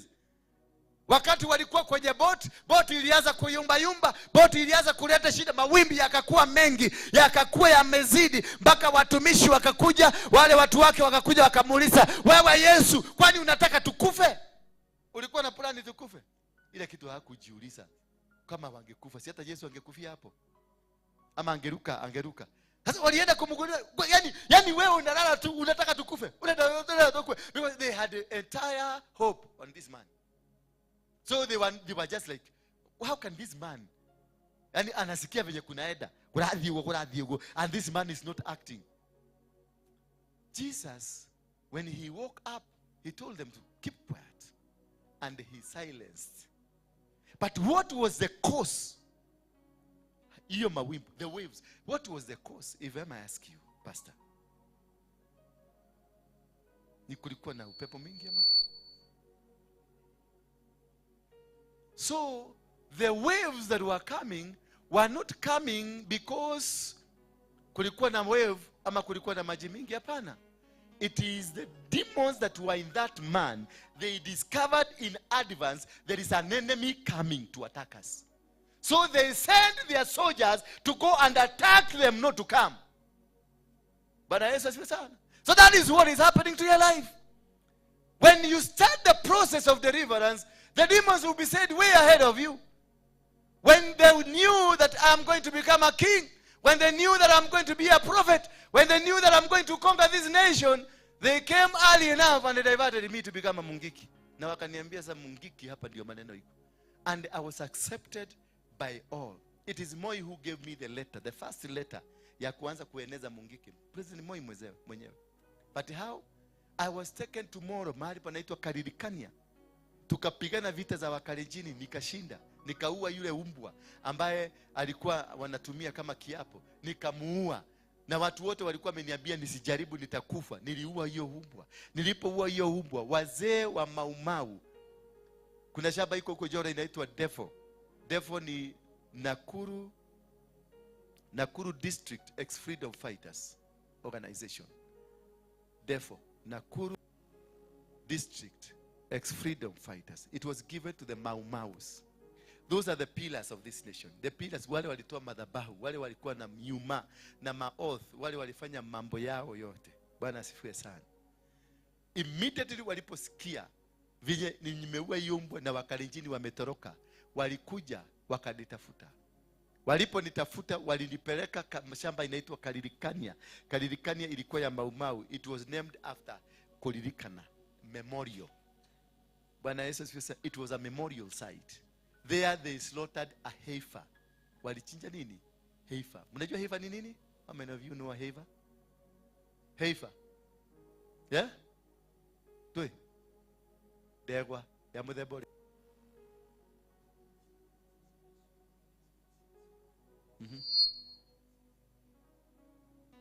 Yes, you are right. Which color? It is a brown. It is specifically given for a special mission. It's the highest sacrifice that were given the Jew. At a size they slaughter. If they slaughter a heifer, it is very significant for what they want to do. That is what that was slaughtered for me. And then nikapatiwa ile kitu iko na manyoya ya nyani na mukuki na nikaambiwa weja baya rorere kumomode. Nikaruka kwa hiyo damu ni mara 21.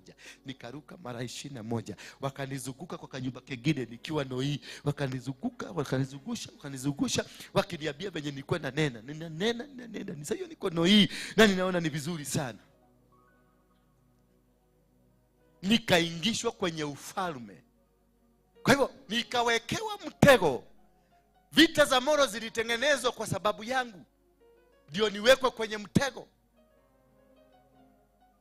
Ndio nikufe huko katikati. Ndio jamani hao mtaula akatengenezwa na akapelekwa polisi. Na akaambiwa wewe kazi yako. Alipelekwa purposely because of Waruinge. Because alikuwa sharpshooter. Na timu yake ikatengenezwa masharpshooter. Akina Mutua, akina Kipiegon, wote walikuwa masharpshooter. Purposely na gari zikaenda kule Japani, Peugeot 504 station wagon zikatengenezwa in the spiritual realm. Jina Waruinge ilikuwa hapo. Because they were brought purposely because of me. Bwana asifiwe sana. That is now understanding how the operation ya huko biguni. Kwa hivyo ukimiss in your prayer, ukimiss how to do your prayer, you miss the whole concept of your life. You don't need to miss. You need to be so specific. How watu mnaombaga, you need to understand how do you pray. You are praying for a sick person. You are praying for a piece of land. You are praying for a car. You are praying. You must create what you are praying for. Jesus, when he went to the tomb, he created a life. Lazaro ambaye ako hai. Wakati aliambiwa na watumishi wake, akaambiwa Lazaro amekufa, akawaambia hajakufa, ni kulala amelala. So you have to create life. He created life in him. He knew the man is dead. He knew the man is gone, but aka-create uhai ndani ya huyo mtu. So when he went there knowing I have created. So when you are praying, how do you do your prayers? You don't do a random prayers. Yes, I need a speaker like this one. Ukifunga macho yako, umba katika ulimwengu wa kiroho mpaka uione hiyo speaker as you are praying.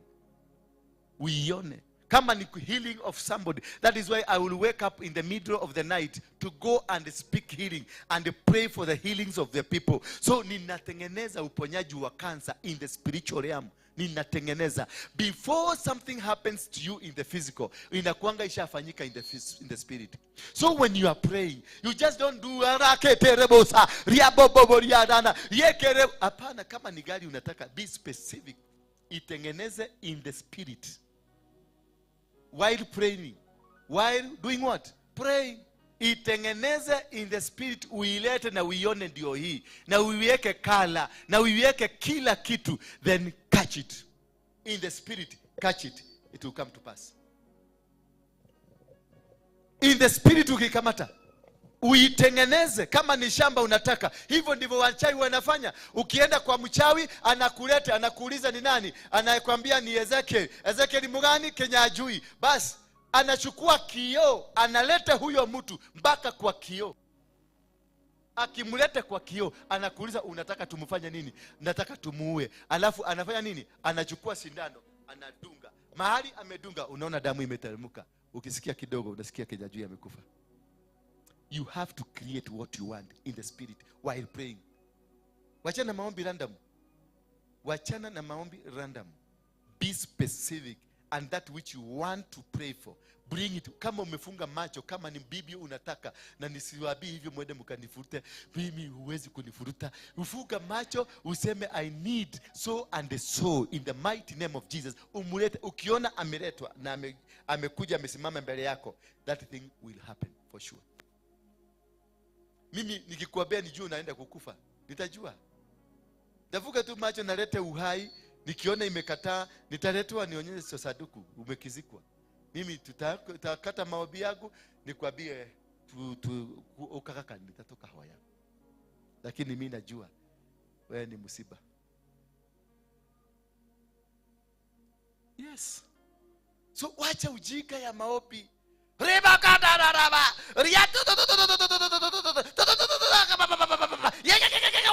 Hiyo ni ujinga. Umba hicho kitu unakitaka. Kama ni kazi, iumbe. Beba kwenye maombi, utembee nayo, uende mpaka kwa hiyo kazi. Kama ni Safaricom, tengeneza Safaricom ikuje hapa. Tengeneza manager wa Safaricom. Tengeneza yule anapokea makaratasi. Tengeneza command in the spirit, mwambie pokea makaratasi, na utaona amepokea. Akimaliza kupokea, nataka kazi, unamwambia unaona ingia hapa, unaona ukiingia in the prayer, you see it happening. It becomes a movie. Lakini if in your prayer there is no movie, you see that's not a prayer. You're dead. You're finished. Bwana Yesu asifiwe sana. So you must create it. You don't just do a vagular prayer. That's unakuja unaonanga mtumishi kama mimi, ukikuja before ukuje nemenya kanioroka. Na ndio nakwambia unaonanga watu wamekaa na kuja, wewe kuja. Because ule nakubushwa ni akinya. Na hata ukikuja nakwambia mpaka majina yako. Sasa wale unakujaga kuniambia story mrefu, you are wasting my time. I know what you came for. Najua, na kuna wale najua watasaidika, na kuna wale najua huyu atasaidika. Ndio naonanga ukiniletea kiniletea watu pale nakwambia imefika mwisho, because ile namba niliyopatiwa ishafika mwisho. So ingine ikikuja ni formality, na atanipatia pesa na sitaki pesa yake. Do you get me?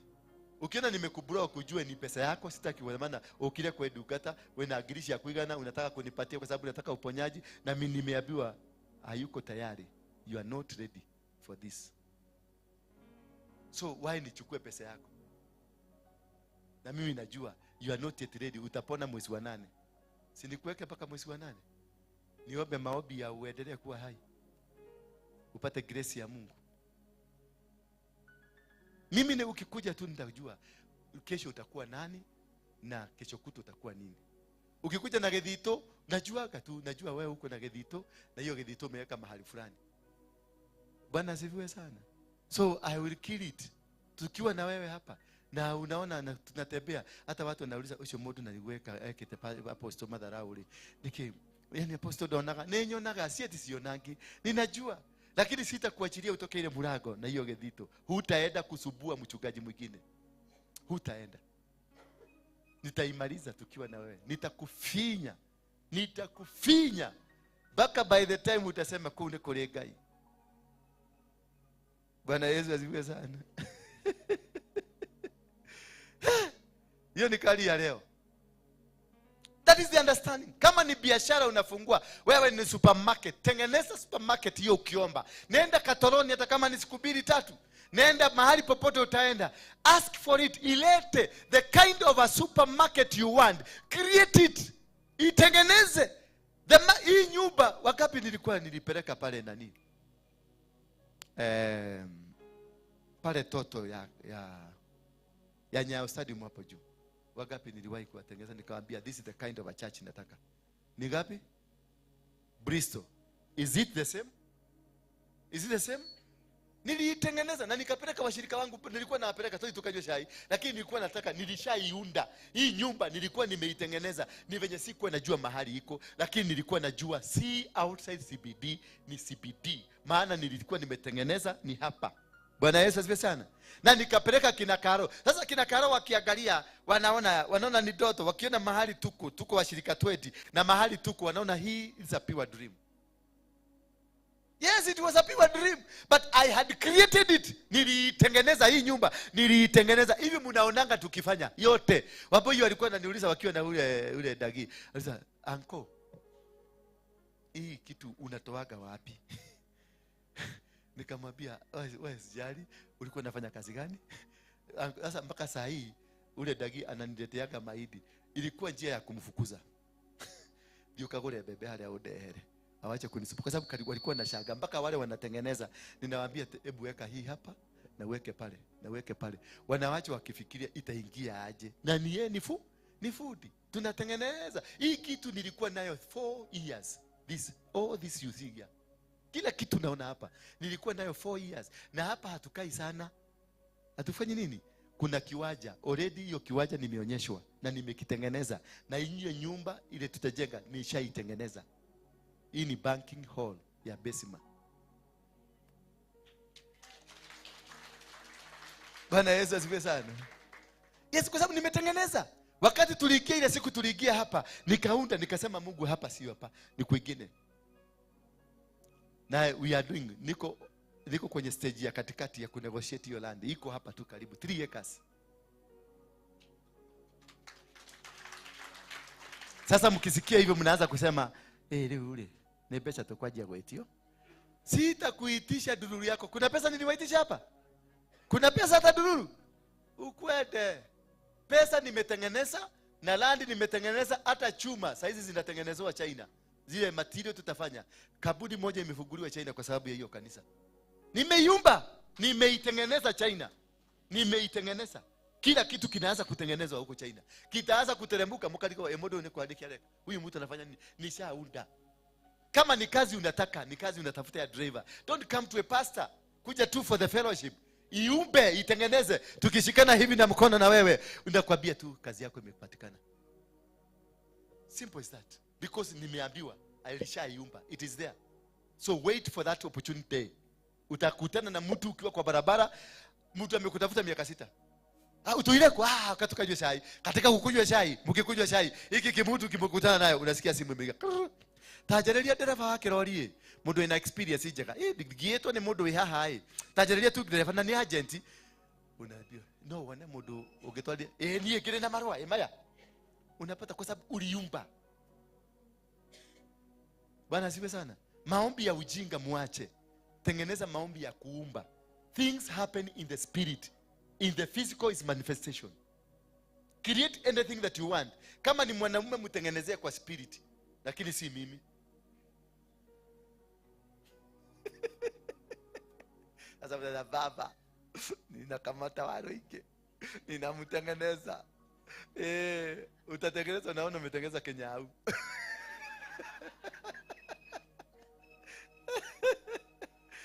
Bwana asifiwe sana.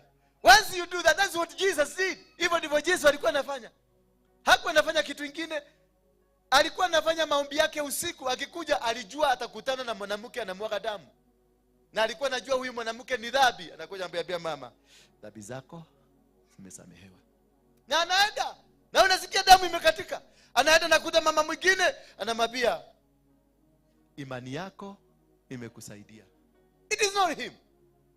Because alikuwa alishaumba hizo vitu zote in the night. That is why alitembea na watu 6 anawaacha. Anatembea na watatu anawaacha. Anatembea na mmoja anamwacha. Anatembea na huyo mwingine. Anatembea peke yake. Anapanda huko. Anaumba vile vitu atafanya kesho. Mimi nakuaga nimeumba kila kitu ile nitafanya leo na kesho. I know it. I know what I will do today. I know what I will do. Nitajua watu wangapi watakuja kunidanganya. Ninaonyeshwa watu 6, mtu fulani anakaa hivi, mtu fulani atakuja atakudanganya hivi. Ndio naonaga ateloga tena. Odomashi nitokoro la odomashi. Ore najua ni mkora. Bwana Yesu asifiwe sana. Because ishaumbika. I have a relationship with the spirit. I have a conversation with the spirit. Once you have the conversation in the spirit, you unlock everything. And no demon, no power, no authority in the physical can stop what is in the spirit. Hakuna. Nothing can stop that is in the spirit. Because they don't see it. You are seeing it. So make that conversation. The spiritual conversation. Musa aliulizwa ni nini umeshika kwa mkono? Akasema nimeshika fimbo. Lakini hakuwa anajua ameshika nyoka. In the spirit ilikuwa nyoka. Akaambiwa angusha chini, ikaangusha chini, ikaanza kumeza manyoka zingine zote, ikazimeba, akatambia chukua, ikarudi fimbo. Because in the spirit it was a snake. Wakati walifika kwenye mto, wakapata mto, akaulizwa na Mungu ni nini umeshika? Akaambiwa shika, goga maji, ikagogeka, njia ikatengenezeka. In the spirit ilikuwa bulldozer ya kutengeneza barabara ya maji. Na ikatengeneza wall. Unaona sasa maji inakuja inasimama na hauoni.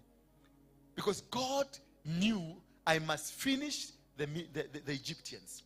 And I will finish them in a meticulous way. Wana wa Israeli wakakuja wakapita. Kila mmoja akapita, wakavuka wote. Kubuka wakivuka, ni nini ilifanyika? Wale walikuwa wamewafuata na farasi.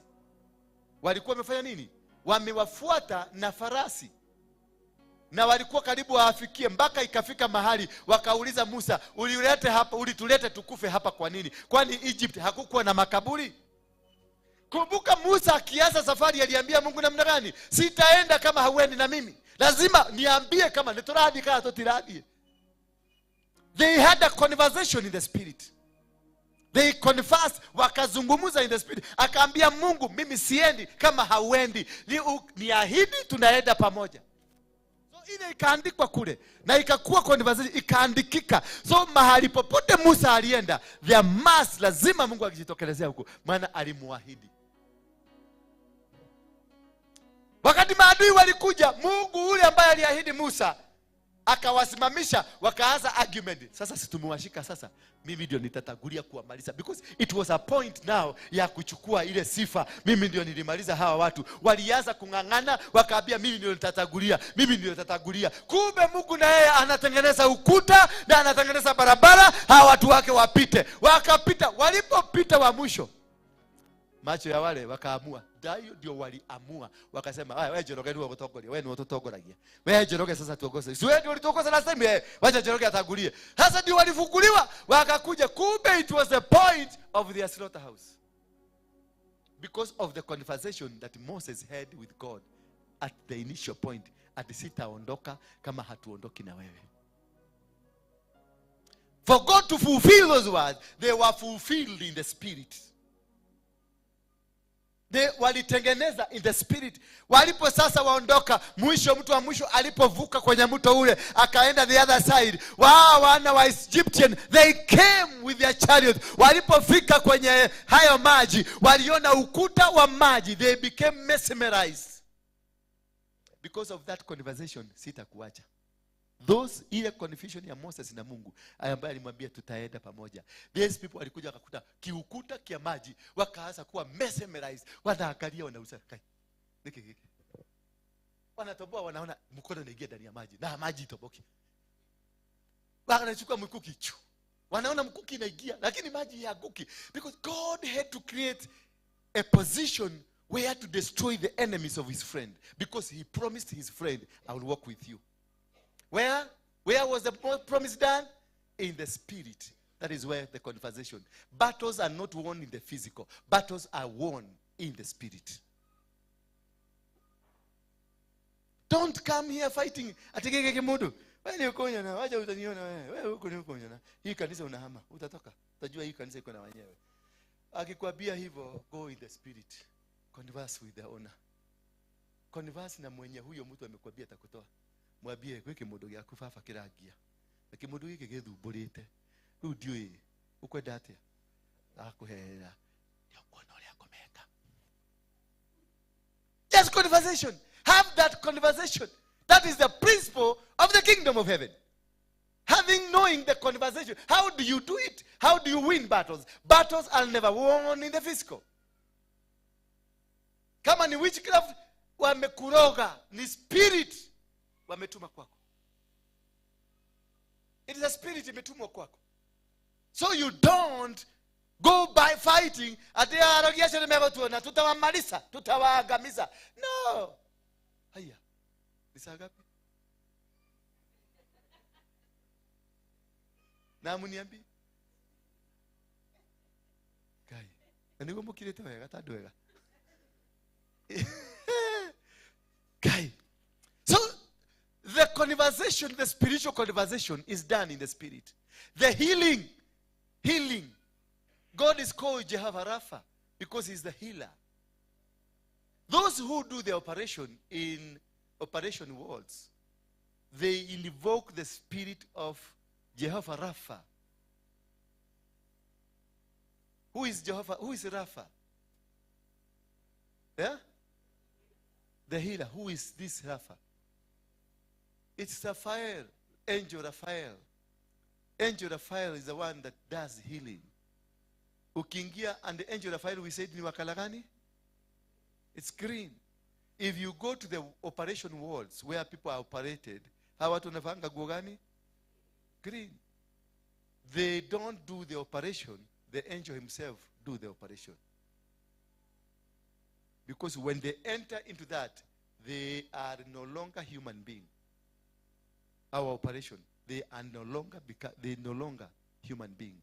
Wanabadilishwa, wanakuwa angels. Ndio unaona kavein anakuchomolea kavein kadogo tu, akakati anakatoa hivi, kanabaki peke yake, si yeye.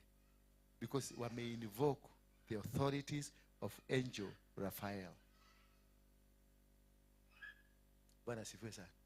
Hallelujah. So stop hizo maombi za kiuganga, kiuchawi. Seek what you want. If it's a car, can I tell you something? Achana na hiyo, mtaenda kuni nani? Kai. Sasa tumedili tu na principle 1. Yeah? Najua imenistua sana. Only one, kwa hivyo tutaenda mwaka mzima. Yeah? Mnaonaje hapo? Tutafungua seminar. Is this one we need to do it as a seminar? Mkuje wiki days. Hebu tusome kitabu ya 2 Chronicles, tuachie hapo. Tutigere jao kalia. Imenistua sana hii. Hebu tuangalie 2 Chronicles chapter 7 verse number 14. Tumalizie hapo tu because tuna class nyingine. I think tutaendeleza in the other class, we will continue. If my people who are called by my name will humble themselves and pray and seek my face and turn from their wicked ways, then I will hear from heaven and I will forgive sin and heal their land. If my people called by my name, if they seek me, they seek my face. Seeking the face of God is seeking the kingdom of heaven. Tusimame tu kwa miguu yetu. Tutaendelea principle 2 afternoon.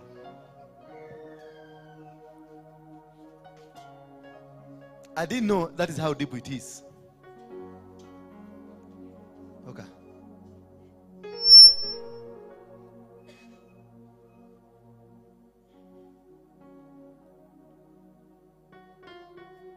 Madina ni madiri. Kana higo mokerete. Madiri.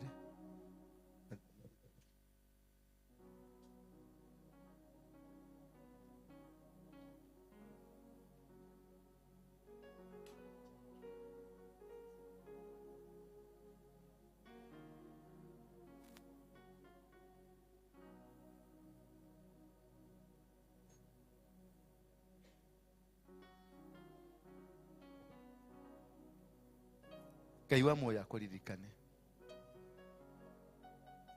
This thing has followed you for quite a long time, and you are left suffering. But God has said it has come to an end. Amen. Huyu mama ni mchawi. Kuja. Huyu mama ni mchawi. Lakini ni nabii. Shetani amembeba. Kuja hapa. Nona huyu mama. Muangalie vizuri. Tamushodherelia wewe. Huyu atasafiri more than 40 countries to preach the word of God.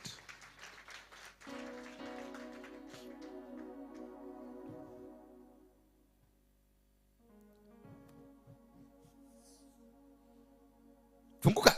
Fungwe. Mwache huru. Waganga na wachawi. Wachana na yeye.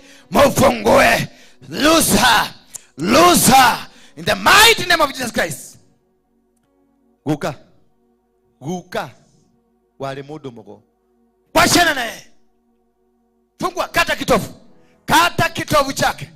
Any connection you have with your grandfather, the witch doctor, come out. 1, 2, 3.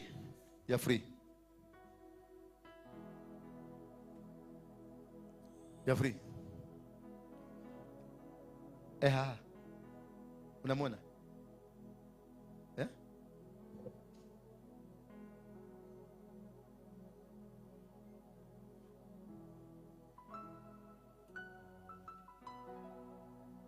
God will bless her.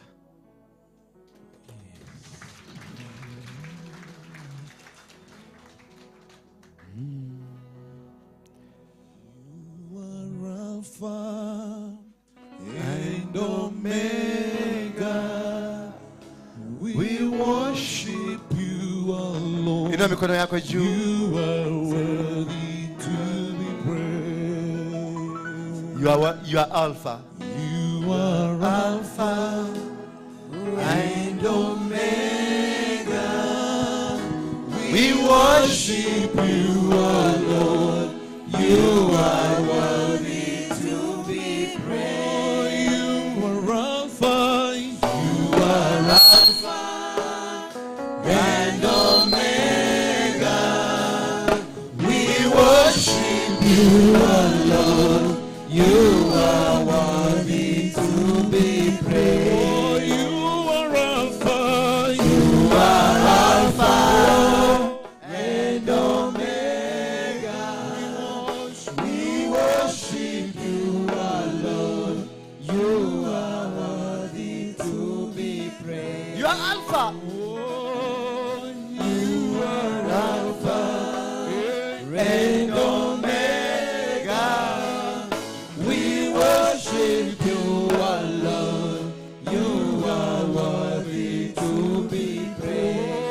up your hands. Lift up your hands. Lift up your hands. Inua tu mikono yako juu.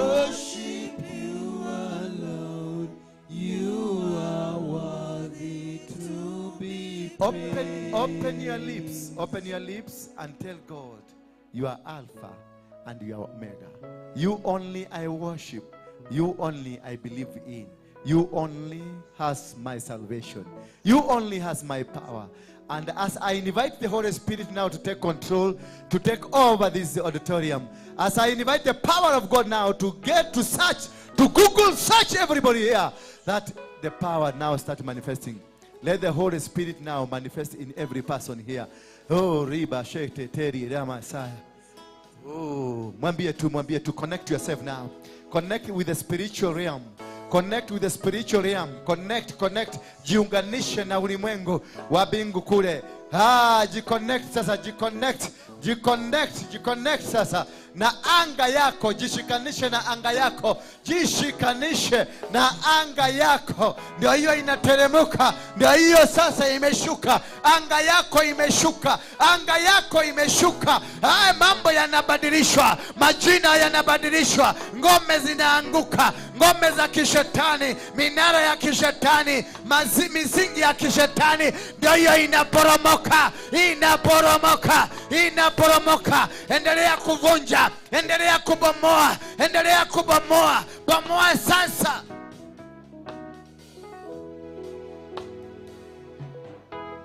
You are Alpha and Omega.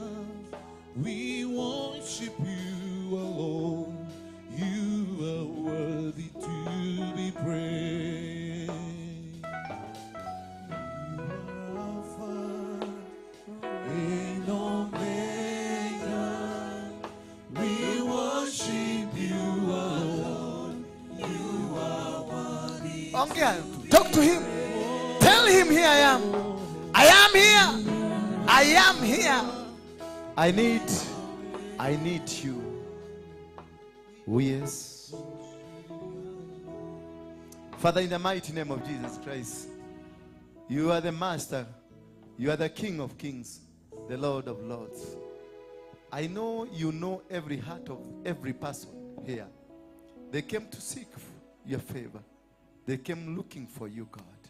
They came looking for your favor, your power, your authority.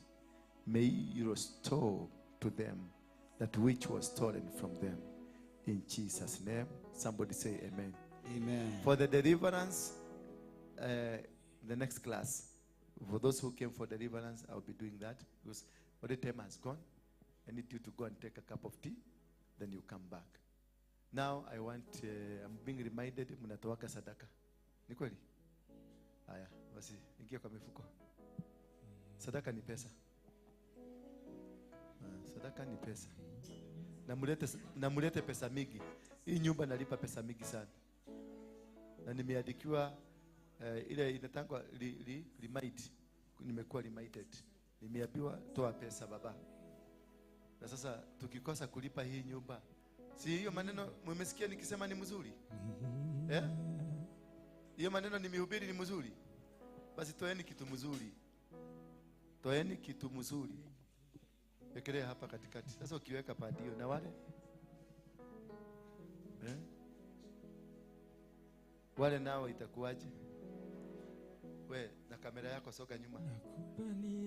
Ama wakusokeshe. Wekeleni hapa.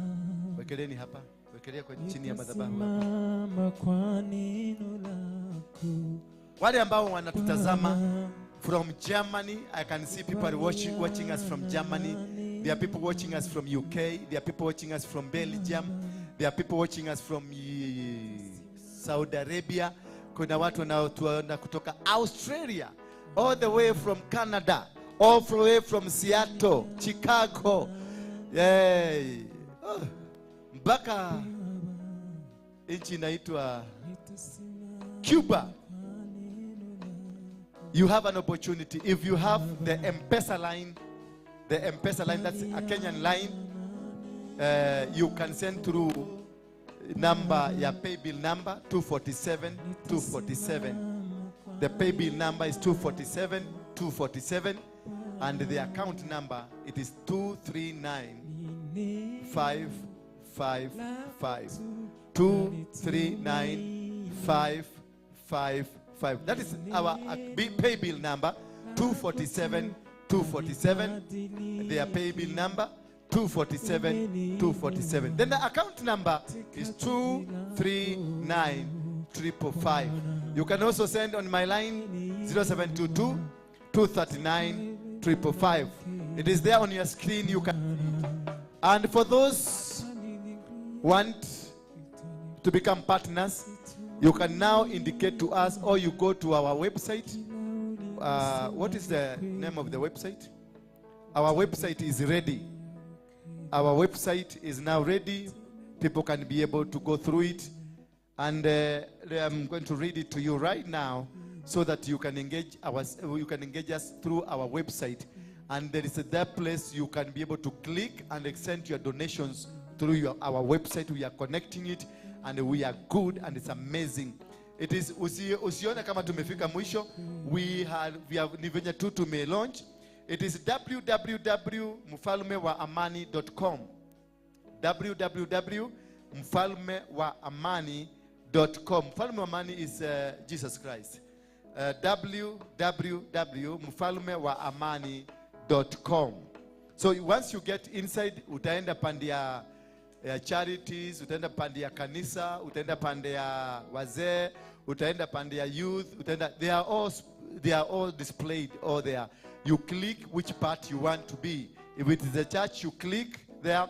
Then you have a position there. You're going to register, and you say how you're going to be sending your donations. We need you. We need everybody. We need to pray with you. And if you have an issue, you want to be prayed for wherever you are, our studio will be ready by Friday next week. And we are going to have a screen that we'll be going to have live screen. That whenever you are, you will be seeing you through as a screen, and we'll be preaching to you. We will be praying for you on live screen. Hallelujah. Not odiete. Hallelujah. We are going to be the best church in this continent. Bwana sifiwe sana. Kuna mama ameko ako ni South Korea. Ni gani inakuwaga na vita?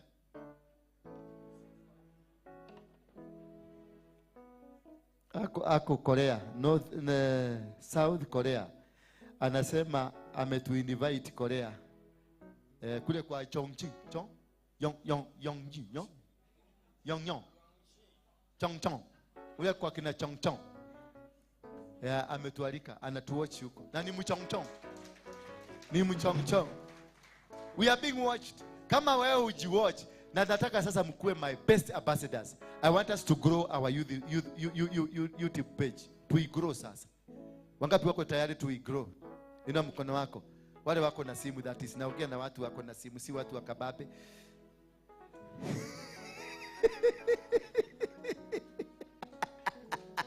Pokea simu. Pokea simu. Mkipatana na hii imeagushwa kwa barabara, pokeeni. Sasa nataka hivi. Hii page yetu tuko 10k sasa. Nimengangana mpaka tumefika 10k. Nataka in 2 months time tuende 20k. Na nyinyi ndio mtanisaidia. Hii si miracle. ni touch screen, touch phone. Ama kwa TV yako, subscribe. Enda kwa TV yako, tafuta Bethel Clouds TV, uende hapo. Kuna mahali wameandika subscribe. Just subscribe. Help me to reach many people. Help me to do what? To reach many thousands and millions of people all over the world. Na kama kuna mtu ako unamjua, mtumie tu link, mwambie subscribe, hata wewe subscribe. Na ukisubscribe, Mungu atakuongezea kitu. Kuna baraka Mungu atakuletea in your life. Bwana asifiwe sana. Hallelujah. I want us to grow this page tuende mpaka 1000. Nimegrow. Mimi ndio niligrow ya nani? Ya Boya. Ya Boya tulimpata akiwa na 35 tukamuinua mpaka sasa hizi he's heading towards 200. Si ndio? Ameenda 200. Na Saimokei sisi ndio tumemuinua mpaka amesimama. Kabori hawa wengine sijui inaitwa sijui nani, Kikuyu trading, hizo zingine wote hizo zote sisi ndio tumeinua.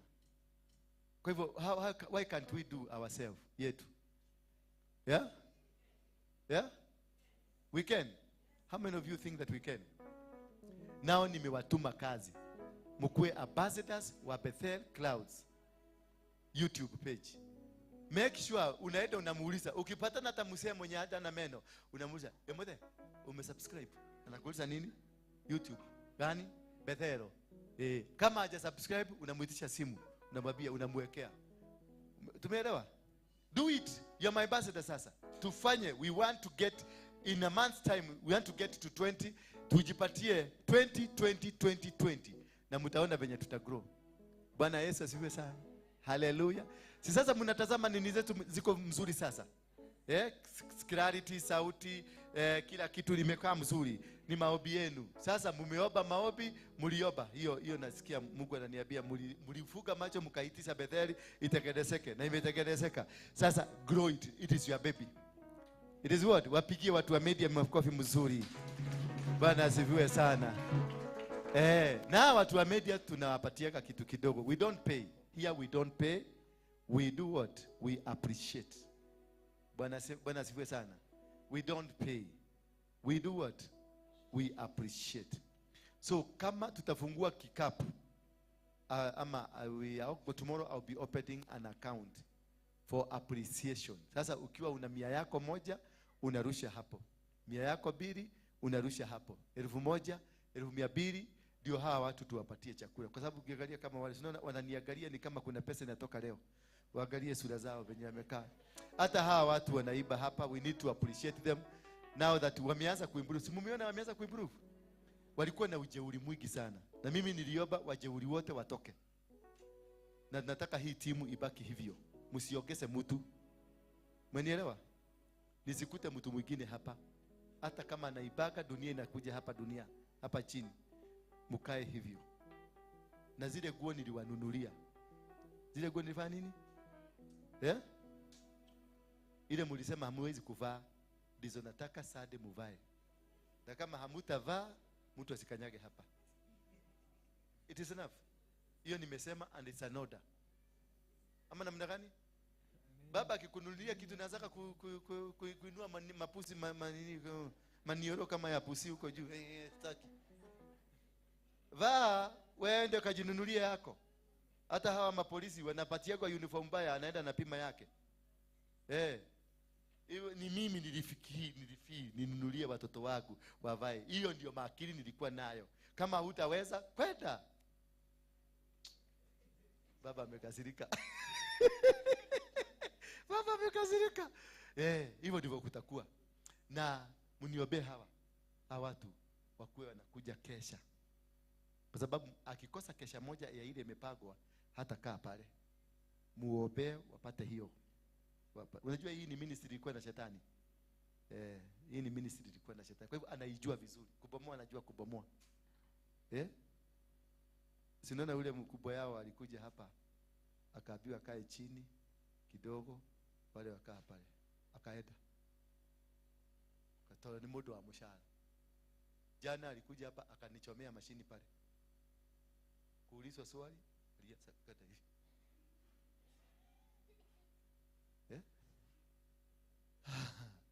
Mimi ni mbaya. Acha nikwambie, kama unamuonaga. Mmetoa sadaka? Fungu za 10 mmetoa? Ni wangapi wametoa fungu za 10? 10%. 10%. Ninataka kukutana nyinyi ambao mmetoa 10%. Those people are faithful in their 10%. I want to meet them. I want to have a discussion. Uniambie tagu utoe uanze kutoa 10%. How has your business grown? How have you been? Because I need to know. Ndio maana nimepatiana kitu kuandika ndio tuangalie progress, because those are the people you call your children. Those are the people who obey. Because 10% is part of the principle of the heaven. Hiyo tutaidiscuss this afternoon. Bwana asifiwe sana. Kwa hivyo I'll need to understand you, not because I want to know or I need your money. I need to know. Ulitoa last time ulitoa 100. Leo umetoa 50. Ni kwa nini? What happened? Biashara yako. Because umekuja hapa kusaidika. Umekuja hapa nikusaidie, nikuimarishie kazi yako, nikuwe baraka kwako. Si ndio? So I am niko na obligation ya kufuata whether you are growing or you are not growing. Kama you are not growing, ni uniambie ni nini ilifanyika. Ni mtoto, ni pesa, ulienda ukachukua pesa yote ukalipia mtoto school fees. That is why biashara imerudi chini. Then as a church, because you are a tither, as a church niko na mamlaka na ruhusa nirudi kwa mfuko ya kanisa nikuulize unataka nikuongezee nini, nikuongezee na nikwambie ni deni, na usipolipa nitatafuta watu majabasi wakuje wakuitisha. Lakini niko as a man of God, when you tithe, it means umesema you have agreed to sit under me. As your father, I'm supposed to help you to stand. Niki understand your problem ni genuine, imeenda hivi, nitarudi kwa kanisa, kwa mfuko ya kanisa. Na ninasema hivyo ndio hawa wazee wasikie, wasianza kuleta ile siasa yao. Adwa ni umaje yodo, ni umaje yodo, nuramenya netrali halenti, nuramenya kena, nuramenya toji, nuramenya abana. Mtoto akikuja ako na shida, lazima asaidiwe. Na lazima tusikilize hiyo shida, kama ni shida genuine, tutasaidia tu. Ndio aendelee, because you are supposed to grow. Ukiwa under mimi, you are supposed, I'm so supposed that mimi peke yangu ndio naendesha gari hapa. Wengine mnakuja kama na sasa hiyo ndio safari isikuwe mrefu sana na nunua bigiji. I need you to drive cars. Bwana Yesu asifiwe sana. Ambayo umenunua na jasho yako. Si ya miracle. Here there will be no a miracle car. Ini gari ya nini? Ya sweat. May God bless the work of your hand. May God bless the work of your hand. Whatever that you will touch with your hand, it shall come to grow. Whatever that you want to invest, it shall come to be invested. May God lift you up. In Jesus' name we pray. Thank you. So the next class itakuja 4. Ndio mpate kai. Niko bodia. Ulikuwa naenda wapi? Hii ni Sunday. Sunday it is a God house. God day. Si God house. Basi tukuje 3:45 ndio nipumzike na nisiletewe mtu saa hii. Nataka niende nipumzike. Deliverance nitafanya. Lakini saa hii msinifuate pale. Give me time nipumzike, nikunywe kamaji ndio to save you time. Si ndio? Ninyi mtanajira wakati masaa ilienda mkuniambia shauri yenu. Nimekasirika. Masomo ilikuwa mzuri. Si unipigie kama coffee basi. I will also want to be meeting men. Sijui kama ni baada ama ni. I want to meet all men. I want to have a discussion. Tuongee sasa kiwanaume, si Kikristo. Tuende kwa kakona, tuongee kiwanaume. Uniletee shida, uniambie mimi nimekaliwa nyumbani.